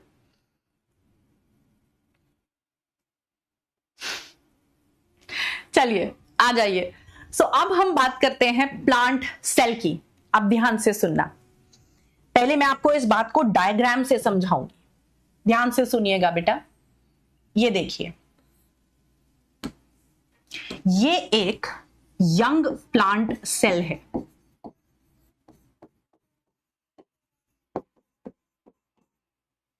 जैसे कि मेरिस्टेमेटिक सेल,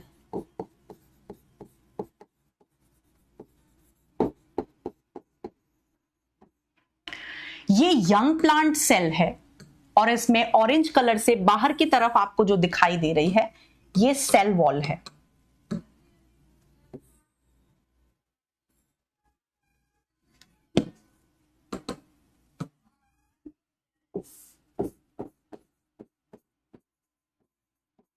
ये सेल वॉल है और अंदर की तरफ ये हमारी प्लाज्मा मेम्ब्रेन है।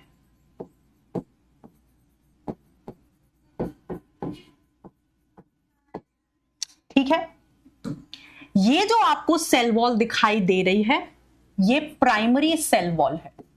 पहले मैं बना लूं अच्छे से, फिर आपको मैं समझाती हूं।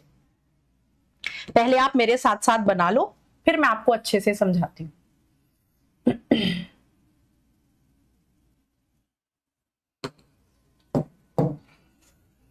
तेरे मेरे सपने हम एक रंग,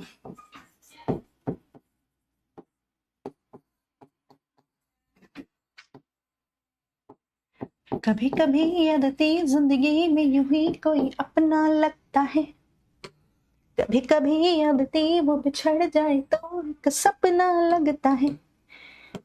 वैसे में कोई कैसे मुस्कुराए, कैसे हंस दे खुश होके, और कैसे कोई सोच ले एवरीथिंग्स गोना बी ओके।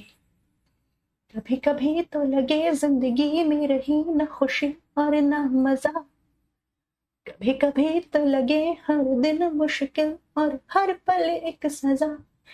ऐसे में कोई कैसे मुस्कुराए, कैसे हंस दे खुश होके, और कैसे कोई सोच ले एवरीथिंग्स गोना बी ओके। ना ना ना ना ना ना ना ना ना ना ना ना ना ना। ला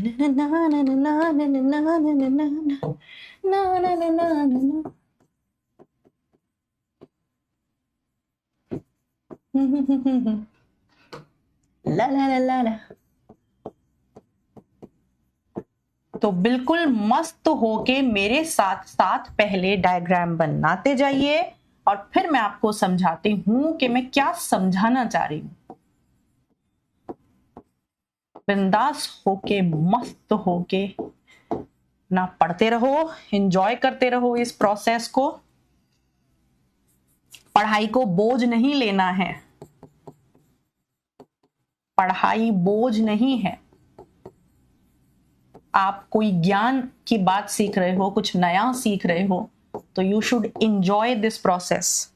रोना नहीं है, परेशान नहीं होना है, इसको एक बोरिंग प्रोसेस लेकर नहीं चलना है। चलिए,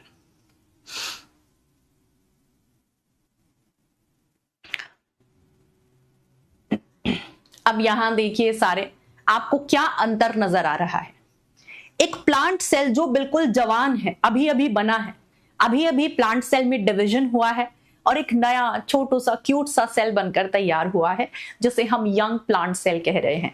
जैसे मेरिस्टेमेटिक सेल्स यंग होते हैं। तो आप देख रहे हैं कि ऐसे यंग प्लांट सेल में सबसे बाहर सेल वॉल है, उसके अंदर प्लाज्मा मेम्ब्रेन है। तो जो यंग प्लांट सेल के पास सेल वॉल होती है उसे हम प्राइमरी सेल वॉल कहते हैं।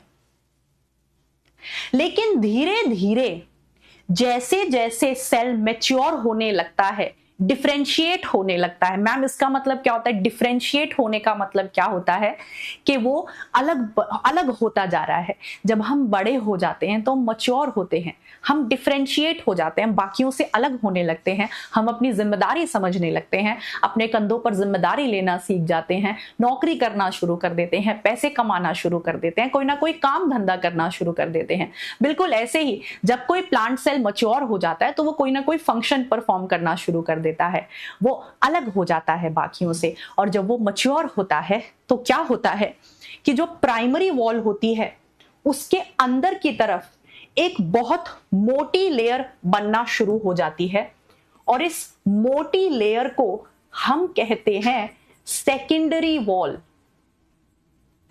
तो ये जो सेकेंडरी वॉल होती है ये यंग प्लांट सेल में नहीं होती है। जब प्लांट सेल मैच्योर हो जाता है, डिफरेंशिएट हो जाता है, तो प्राइमरी वॉल से अंदर की तरफ एक मोटी परत बनकर तैयार हो जाती है जिसे हम सेकेंडरी वॉल कहते हैं। अब इस प्राइमरी वॉल और सेकेंडरी वॉल में डिफरेंस होता है। अभी कह रहा है मैम मैगी, इसे देखकर भूख लग गई, ये सेकेंडरी वॉल को देखकर भूख लग गई, मैगी जैसी लग रही है। चलिए, तो अब हम डिफरेंसेस देखते हैं कि प्राइमरी वॉल में और सेकेंडरी वॉल में क्या डिफरेंस होता है। आ जाइए देखते हैं। तो चलिए सारे बच्चे लिख लेंगे, primary wall versus secondary wall. Primary wall versus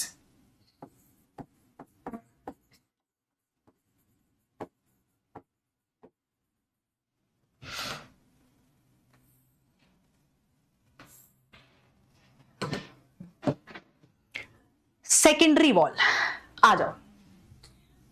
primary wall जो होती है it is present in young plant cells. Primary wall कहां प्रेजेंट है? यंग प्लांट सेल में प्रेजेंट है, जैसे मेरिस्टेमेटिक सेल। अरे वाह, हाँ जी, जो डे था ना हाँ, बहुत बड़ा था। अच्छा, वो तो टूल्स लिया डे वाला। हाँ, इसलिए ना ये मैंने सोचा अर्थ ही तो होता है, इसलिए मैंने डे लिख दिया। तो बहुत सुंदर लग रही है। ये देखो हमारी अर्थ कितनी सुंदर है। ये अर्थ नहीं है, मम्मा है। ये मैं हूँ, मम्मा हूँ। नहीं, ये मैं तो थोड़ा मोटी नहीं लग रही? मम्मी ने दिया है ये। कैसा था आपका स्कूल? अच्छा था? चलो आप ड्रेस निकाल लो, एंजॉय करो, मैं आती हूं। तो यंग प्लांट सेल में केवल प्राइमरी वॉल है, लेकिन अगर मैं सेकेंडरी वॉल की बात करूं,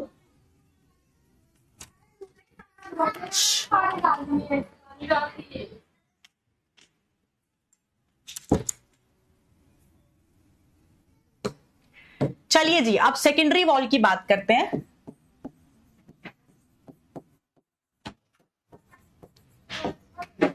सेकेंडरी वॉल की, ओह अपना माइक कभी धीरे करती नहीं है।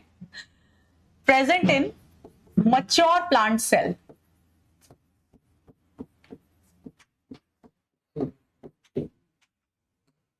ये मच्योर प्लांट सेल में प्रेजेंट होती है, ठीक है।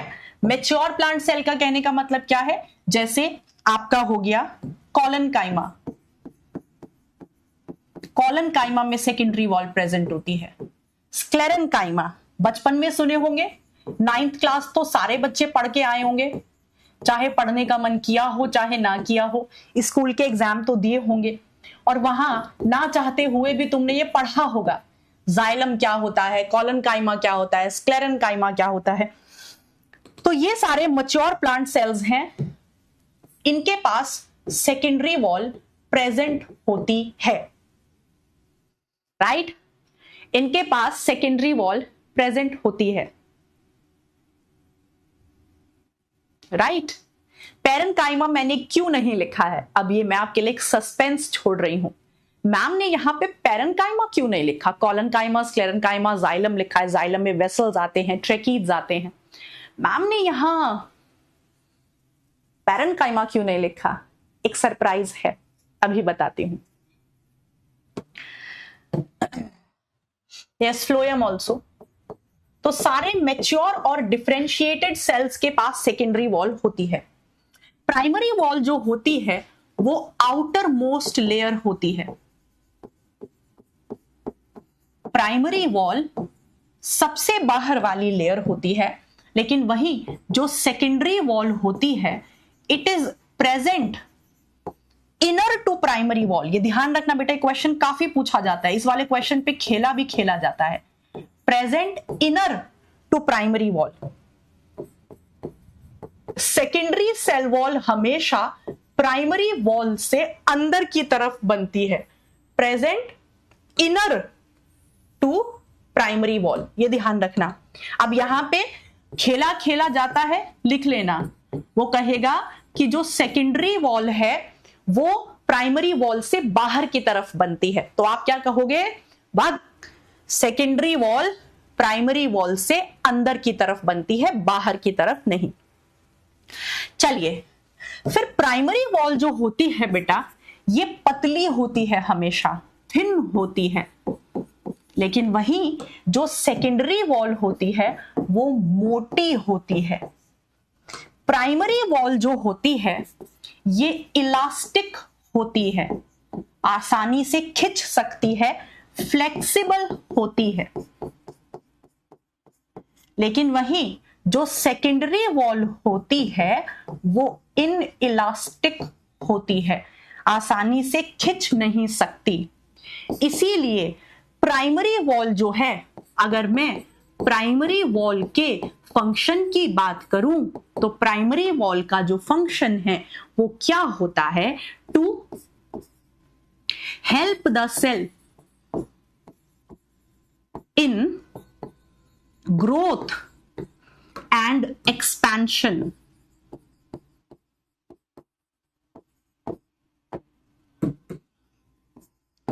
जब तक प्राइमरी सेल वॉल रहती है तब तक सेल जो है वो साइज में बड़ा होता रहता है और एक्सपैंड होता रहता है, लेकिन जब सेकेंडरी सेल वॉल अंदर की तरफ जमा हो जाती है उसके बाद सेल का साइज बढ़ नहीं पाता है। तो क्योंकि प्राइमरी वॉल पतली होती है, आसानी से खिंच सकती है, तो इसीलिए प्राइमरी वॉल सेल को बड़ा होने में, उसको एक्सपैंड करने में हेल्प करती है।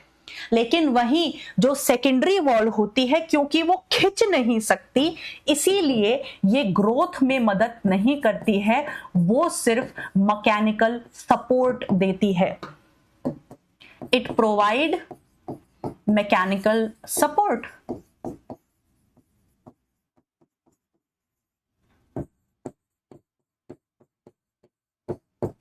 बताइए, बात समझ में आई? प्राइमरी वॉल और सेकेंडरी वॉल में बात समझ में आई? प्राइमरी वॉल का काम है सेल के साइज को बढ़ाने में हेल्प करना, उसे खींचने में हेल्प करना, ग्रो कराने में हेल्प करना, एक्सपैंड कराने में हेल्प करना। लेकिन सेकेंडरी वॉल क्योंकि खिंच नहीं सकती, तो एक बार अगर सेकेंडरी वॉल बन जाती है, उसके बाद सेल का साइज नहीं बढ़ता, उतना ही रहता है। तो यानी कि उसका काम है सेल को सपोर्ट देना। क्लियर मेरे बच्चों? क्लियर मेरे बच्चों?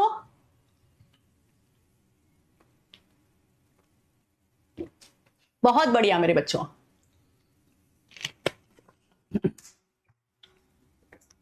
चलिए, उम्मीद है सबने ये लिख लिया होगा।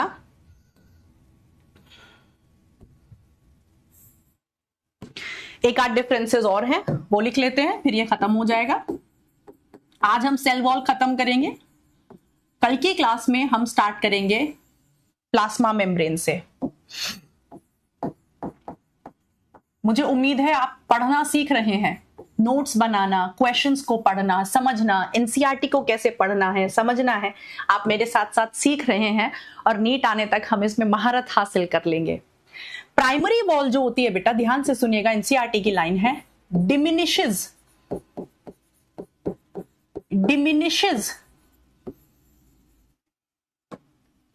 that means fades away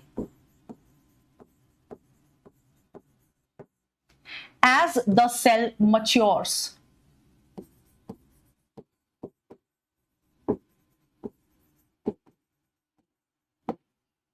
And secondary wall grows as the cell matures.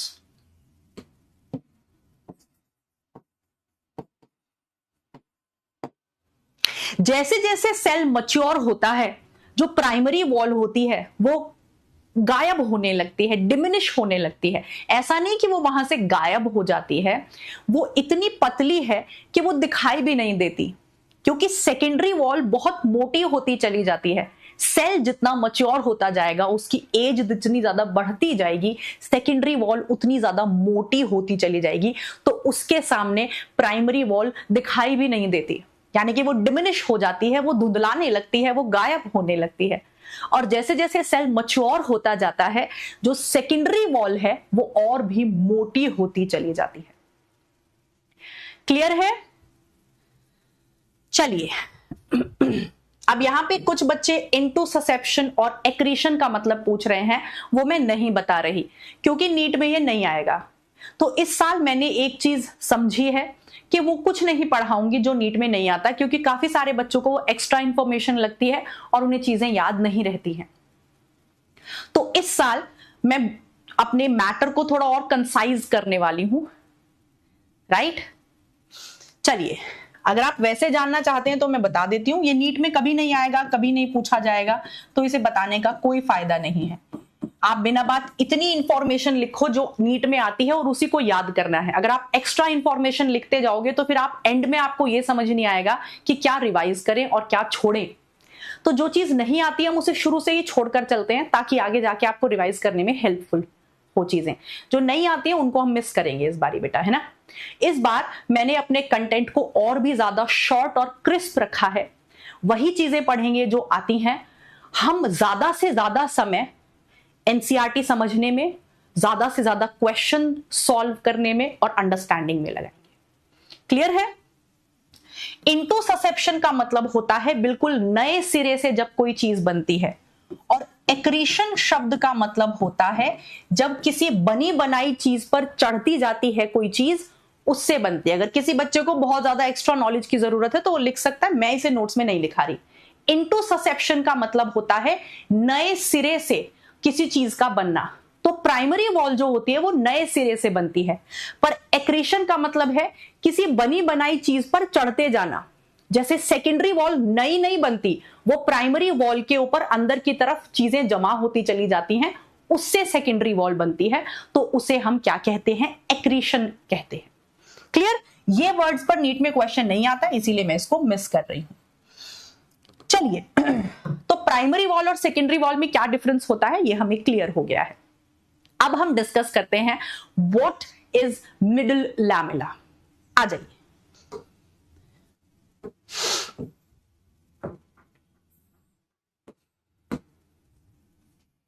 Middle lamella,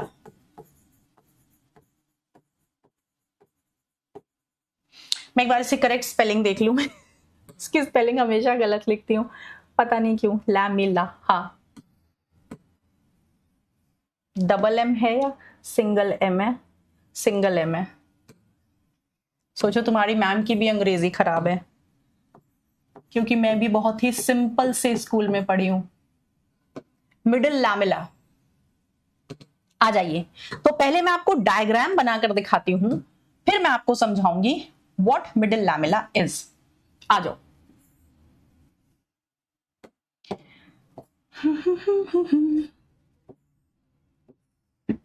मेरे साथ साथ बना लेंगे डायग्राम, फिर हम इसको समझते हैं। तो जो कहे जीवन भर तेरे लिए मैं गाऊं, तेरे लिए मैं गाऊं, गीत तेरे बोलों पे लिखता चला जाऊं, लिखता चला जाऊं, मेरे गीतों में तुझे ढूंढे जग सारा, छूकर मेरे मन को किया तूने क्या इशारा, बदला ये मौसम लगे प्यारा जग सारा, छूकर मेरे मन को किया तूने क्या इशारा, आजा तेरा जीवन ये प्यार से मैं भर दूं, प्यार से मैं भर दूं, खुशियां जहां भर की तुझ पे नजर कर दो,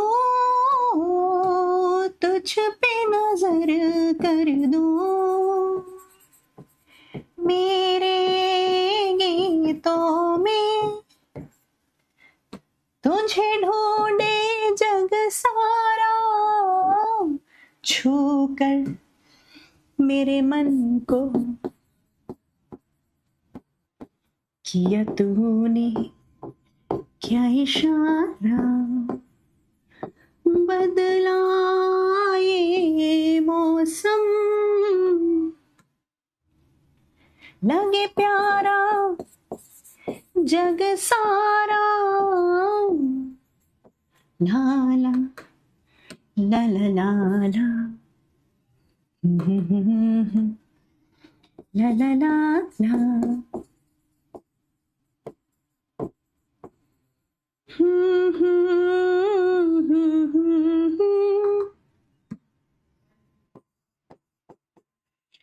ला ला ला ला ला ला ला,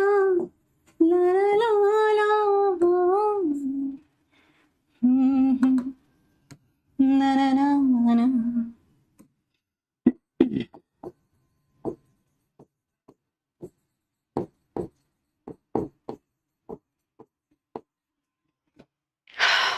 ये देखिए, आप यहां क्या देख पा रहे हैं इस डायग्राम में? मैंने यहां दो प्लांट सेल्स बनाए हैं, right? This is plant cell 1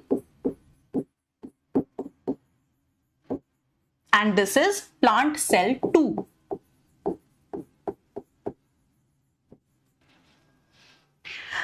आप देख रहे हैं कि मिडिल लैमेला एक्चुअल में कर क्या रहा है। मिडिल लैमेला ये दोनों प्लांट सेल को आपस में जोड़ने का काम कर रहा है, इसीलिए हम मिडिल लैमेला को ग्लू की तरह भी काम करने को कहते हैं। वो ग्लू की तरह काम कर रहा है, दो प्लांट सेल को जोड़ रहा है, वो सीमेंटिंग लेयर की तरह काम कर रहा है, राइट। तो मिडिल लैमेला, अगर आपसे कोई पूछे कि कोई प्लांट सेल है, ऑब्वियसली हम यहां मैच्योर प्लांट सेल की बात कर रहे हैं। अगर कोई मैच्योर प्लांट सेल है और उसमें आपको बाहर से अंदर की तरफ सारी लेयर्स के बारे में बताना है, तो सबसे बाहर आपको कौन देखने को मिलेगा? सबसे बाहर मिडिल लैमेला देखने को मिलेगा, फिर उसके बाद प्राइमरी वॉल देखने को मिलेगी, और प्राइमरी वॉल से अंदर की तरफ सेकेंडरी वॉल देखने को मिलेगी, और सबसे अंदर प्लाज्मा मेम्ब्रेन। तो ये सवाल पूछा जाता है बेटा, सबसे बाहर मिडिल लैमेला, फिर उसके अंदर प्राइमरी वॉल, उसके अंदर की तरफ सेकेंडरी वॉल, और सबसे अंदर की तरफ प्राइमरी वॉल। सो हम ये मैच्योर प्लांट सेल की बात कर रहे हैं। तो मिडिल लैमेला से क्या क्या क्वेश्चंस आते हैं, आ जाइए हम लिखते हैं बेटा। मिडिल लैमेला को हम सीमेंटिंग लेयर भी कहते हैं। It is also called as the cementing layer, जिसका काम क्या है? विच अटैचेस और कनेक्ट्स, इसका काम होता है दो प्लांट सेल को कनेक्ट करना, which attaches or connects the neighboring plant cells.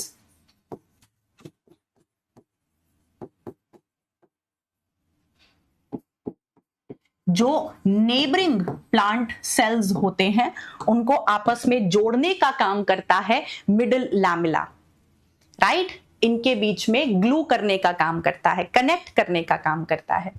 फिर आपसे पूछा जाता है कि मिडिल लैमेला की कॉम्पोजिशन क्या होती है, मिडिल लैमेला किस चीज का बना होता है?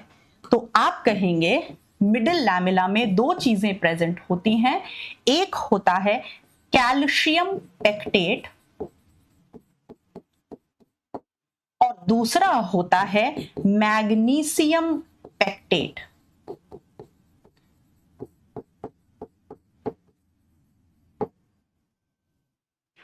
लेकिन मोस्टली एनसीईआरटी कहती है कि इसमें मोस्टली कैल्शियम पेक्टेट प्रेजेंट होता है। बहुत ज्यादा मात्रा में इसमें कैल्शियम पेक्टेट होता है और थोड़ी मात्रा में इसमें मैग्नीशियम पेक्टेट होता है। क्लियर है बेटा?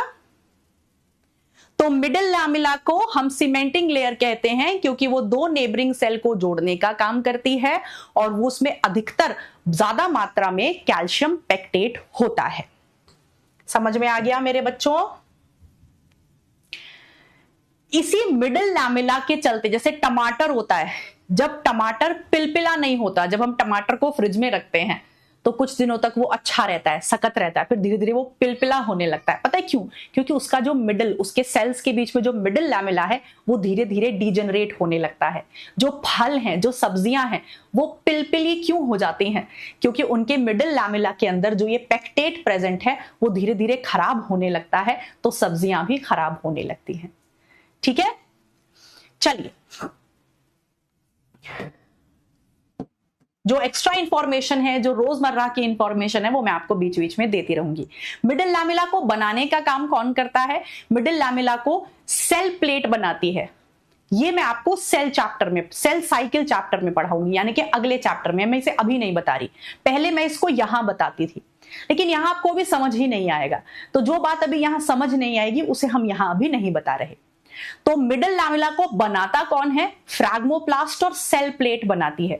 वो आपको कब समझ में आएगा? जब मैं आपको सेल साइकिल पढ़ाऊंगी कि जब प्लांट सेल में सेल डिवीजन होता है उस दौरान फ्रैग्मोप्लास्ट किस तरह सेल प्लेट बनाता है और फिर उससे मिडिल लैमेला बनती है, वो हम अगले चैप्टर में समझेंगे। यहां के लिए इतना जरूरी है। सीमेंटिंग की स्पेलिंग मैंने गलत लिख दी, ठीक कर देती हूं बेटा।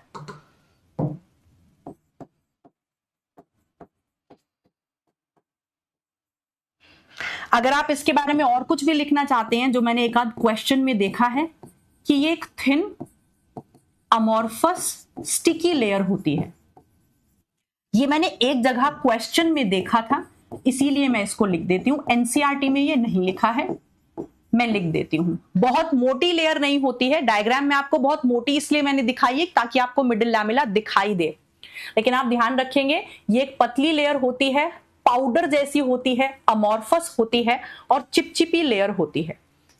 ये क्वेश्चन मैंने देखा है मिडिल लैमेला के बारे में, एनसीईआरटी में ये नहीं है लेकिन मैंने क्वेश्चन देखा है। आपको यहां डायग्राम में ये लेयर मैंने मोटी बनाकर इसलिए दिखाई है ताकि आपको दिखाई दे, अगर मैं बहुत पतली बना दूंगी तो वो लेबलिंग में दिखाई नहीं देगी, पर आप ध्यान रखेंगे ये पतली लेयर होती है, पाउडरी, पाउडर जैसा नेचर रखती है, अमॉर्फस होती है और स्टिकी लेयर होती है। चलिए मिडिल लैमेला के बारे में इतना ही। नीट में इससे बाहर मिडिल लैमेला से कोई क्वेश्चन नहीं आएगा। मिडिल लैमेला कैसे बनती है वो अगले चैप्टर में सेल साइकिल में मैं तुम्हें डिटेल में बताऊंगी।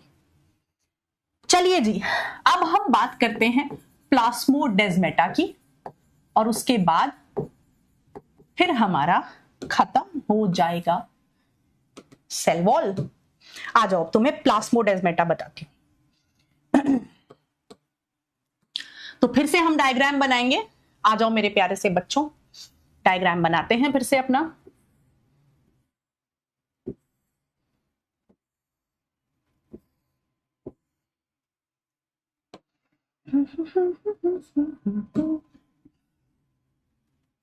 मैं कोई ऐसा गीत गाऊं कि आरज़ू जगाऊं, अगर तुम कहो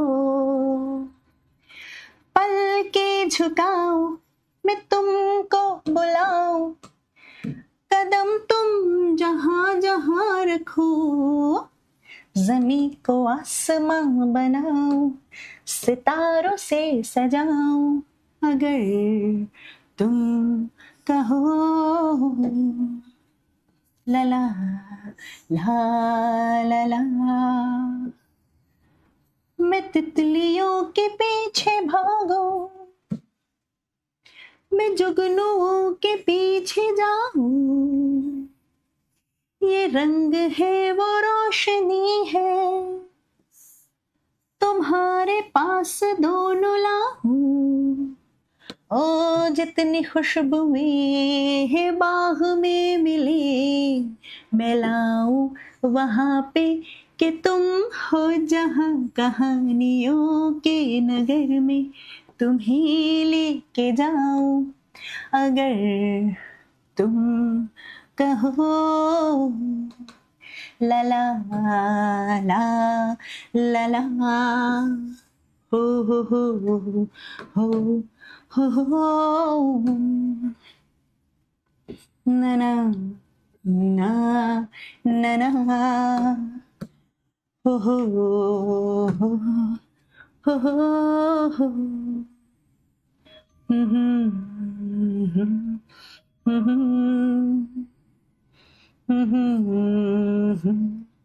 ना ना। चलिए जी, तो एक बार फटाफट से बना लेते हैं, इसको लेबल कर लेते हैं। सबसे बाहर बच्चे बच्चे को दिखाई दे रहा है, ये हमारी प्राइमरी वॉल है।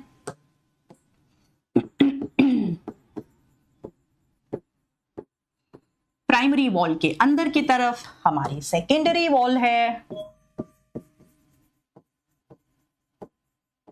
सेकेंडरी वॉल के अंदर की तरफ हमारी प्लाज्मा मेम्ब्रेन है।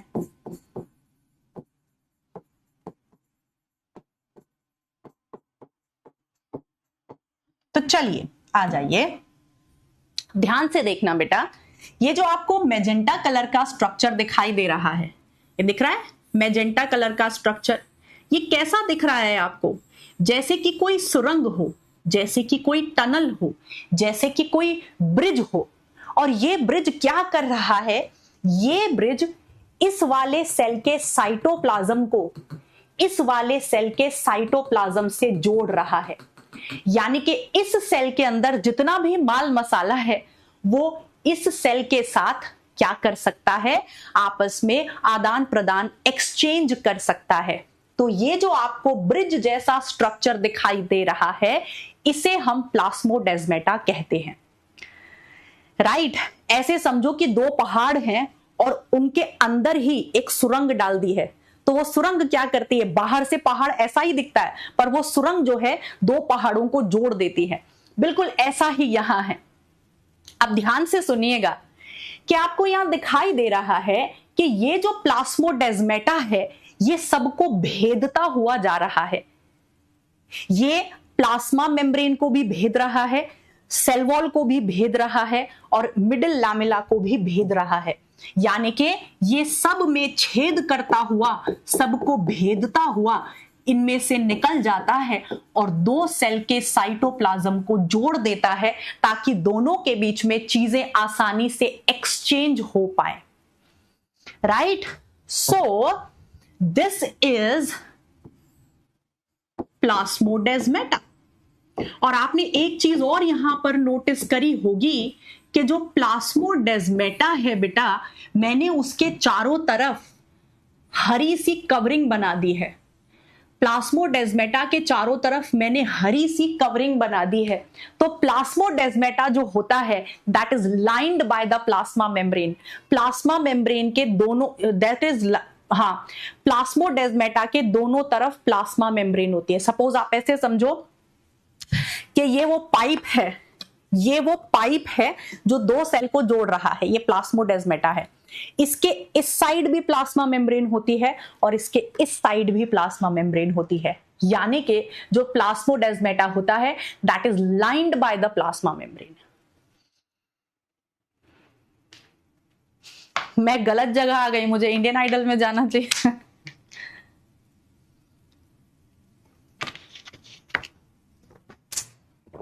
मुझे क्या हो गया, मैं स्पेलिंग्स गलत क्यों लिख रही हूं?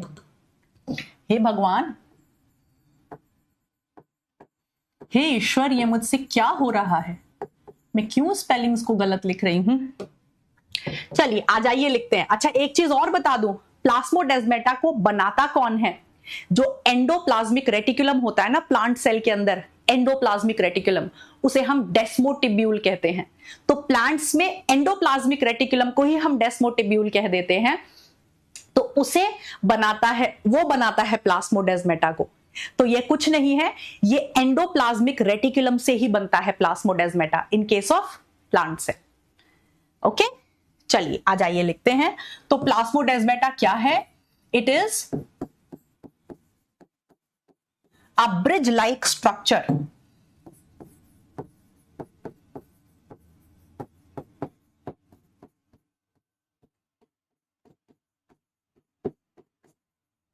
ये एक ब्रिज लाइक स्ट्रक्चर है विच कनेक्ट्स, जो जोड़ता है, विच कनेक्ट्स साइटोप्लाज्म और you can say protoplasm. Protoplasm आप अच्छे से जानते हैं, है ना, the living matter of the cell, जो दो सेल के साइटोप्लाज्म या प्रोटोप्लाज्म को जोड़ने का काम करता है, of two neighbouring plant cells. दो नेबरिंग प्लांट सेल्स के साइटोप्लाज्म या प्रोटोप्लाज्म को जोड़ने का काम करता है प्लास्मोडेस्माटा। प्लास्मोडेस्माटा क्या करता है? It ट्रैवर्सेस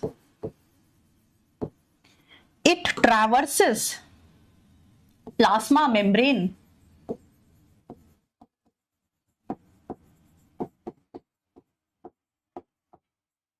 cell wall and middle lamella. Traverse का मतलब क्या होता है? चाहे आप हिंदी में इसको अपने ही नोट्स में लिख लीजिए। ट्रैवर्स का मतलब होता है भेद देना, उसको पार करके चले जाना। Plasma membrane, cell wall, middle lamella सबको भेदता हुआ, सब में छेद करता हुआ निकल जाता है और दूसरे सेल से कनेक्ट हो जाता है। ठीक है, इट इज लाइंड बाय, इसके चारों तरफ कौन प्रेजेंट होती है? It is lined by plasma membrane.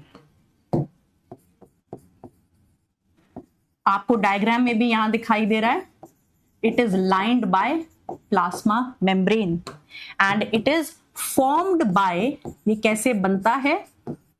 It is formed by extension of endoplasmic reticulum.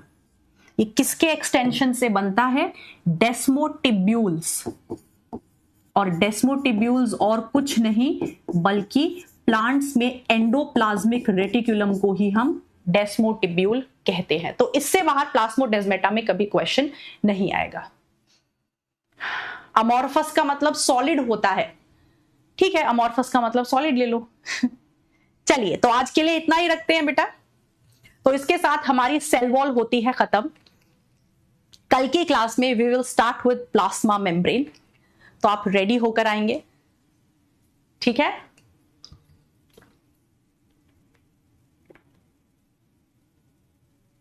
DPP अपनी सॉल्व करेंगे।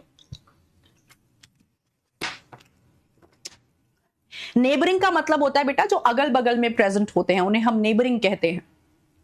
चलिए, बेहतरीन। तो एक बार हम फटाफट से सेल वॉल को एनसीईआरटी से रीड कर लेते हैं, जल्दी से एक क्वेश्चन कर लेते हैं, फिर हमारा खत्म हो जाएगा लेक्चर। आ जाइए, देखते हैं एनसीईआरटी क्या कह रही है। सेल वॉल जो है वो एक नॉन लिविंग लेयर है, मरी हुई लेयर है, रिजिड है, सख्त है, और क्या करती है, वो एक आउटर कवरिंग बनाती है प्लाज्मा मेम्ब्रेन के चारों तरफ, और वो अक्सर कहां देखने को मिलती है, फंजाई में और प्लांट्स में। एनसीईआरटी ये कह रही है, ठीक है, मरी हुई लेयर है, रिजिड है, और वो प्लाज्मा मेम्ब्रेन के चारों तरफ एक आउटर कवरिंग बनाती है फंजाई में और प्लांट्स में। Cell wall not only gives shape तो वो देती है, लेकिन वो सेल को मैकेनिकल डैमेज से भी बचाती है, इन्फेक्शन से भी बचाती है, सेल टू सेल इंटरैक्शन में हेल्प करती है, और जो है अनडिजायरेबल मैक्रोमोलिक्यूल्स से भी बचाती है। अगर हम एल्गी की बात करें, जो कि एक तरह का प्लांट है, उसकी सेल वॉल जो है उसमें सेल्यूलोज होता है, गैलेक्टिन्स, मैनन्स और कैल्शियम कार्बोनेट। लेकिन वहीं अगर हम प्लांट्स की, दूसरे प्लांट्स की बात कर रहे हैं, अदर प्लांट्स, एल्गी को छोड़कर अदर प्लांट्स की बात हो रही है, आप समझ गए ना। अदर प्लांट्स में सेल्यूलोज तो होता ही होता है, हेमीसेल्यूलोज भी होता है, पेक्टिन भी होता है, प्रोटीन भी होता है। जो यंग प्लांट सेल की सेल वॉल होती है उसे हम प्राइमरी वॉल कहते हैं, which is capable of growth, जिसकी वजह से ग्रोथ हो सकती है। प्राइमरी वॉल की वजह से ग्रोथ हो सकती है क्योंकि वो इलास्टिक होती है और पतली होती है। Gradually diminishes as the cell matures, प्राइमरी वॉल धीरे धीरे गायब होने लगती है, धुंधलाने लगती है जैसे जैसे सेल मैच्योर होता है। The secondary wall is formed on the inner side of the cell. Secondary wall जो होती है वो प्राइमरी वॉल से अंदर की तरफ बनती है। The middle lamella is layer mainly composed of calcium, उसमें मेनली क्या होता है, कैल्शियम पेक्टेट होता है, विच होल्ड्स और glues the different neighbouring cells together, जो ग्लू करके रखती है, चिपका के रखती है, दो पड़ोसी सेल्स को, दो नेबरिंग सेल्स को चिपका के रखती है, ग्लू करके रखती है, एक साथ जोड़ कर रखती है। The cell wall and middle lamella, cell wall और मिडल लैमिला को कौन भेदते हुए जाता है, मे बी ट्रैवर्स्ड, ट्रैवर्स्ड मतलब कौन भेदते हुए जाता है, इसको plasmodesmata, which connect the cytoplasm of neighbouring cells, जो नेबरिंग सेल्स के साइटोप्लाज्म को जोड़ने का काम करता है। ठीक है, तो एनसीईआरटी की सारी लाइंस हमने यहां देख ली। क्लियर है, कोई दिक्कत, कोई परेशानी? चलिए, तो आज का लेक्चर यहीं हम खत्म करते हैं। हमने आज की सारी एनसीईआरटी रीडिंग कर ली है। अगर आप जाने से पहले एक क्वेश्चन करना चाहते हैं सेल वॉल पर तो आप ये कर सकते हैं। आपका समय शुरू होता है अब। ध्यान से सोच समझकर जवाब दीजिएगा। Which of the following is true for cell wall of higher plants? Higher plants की सेल वॉल के बारे में क्या बात सही है?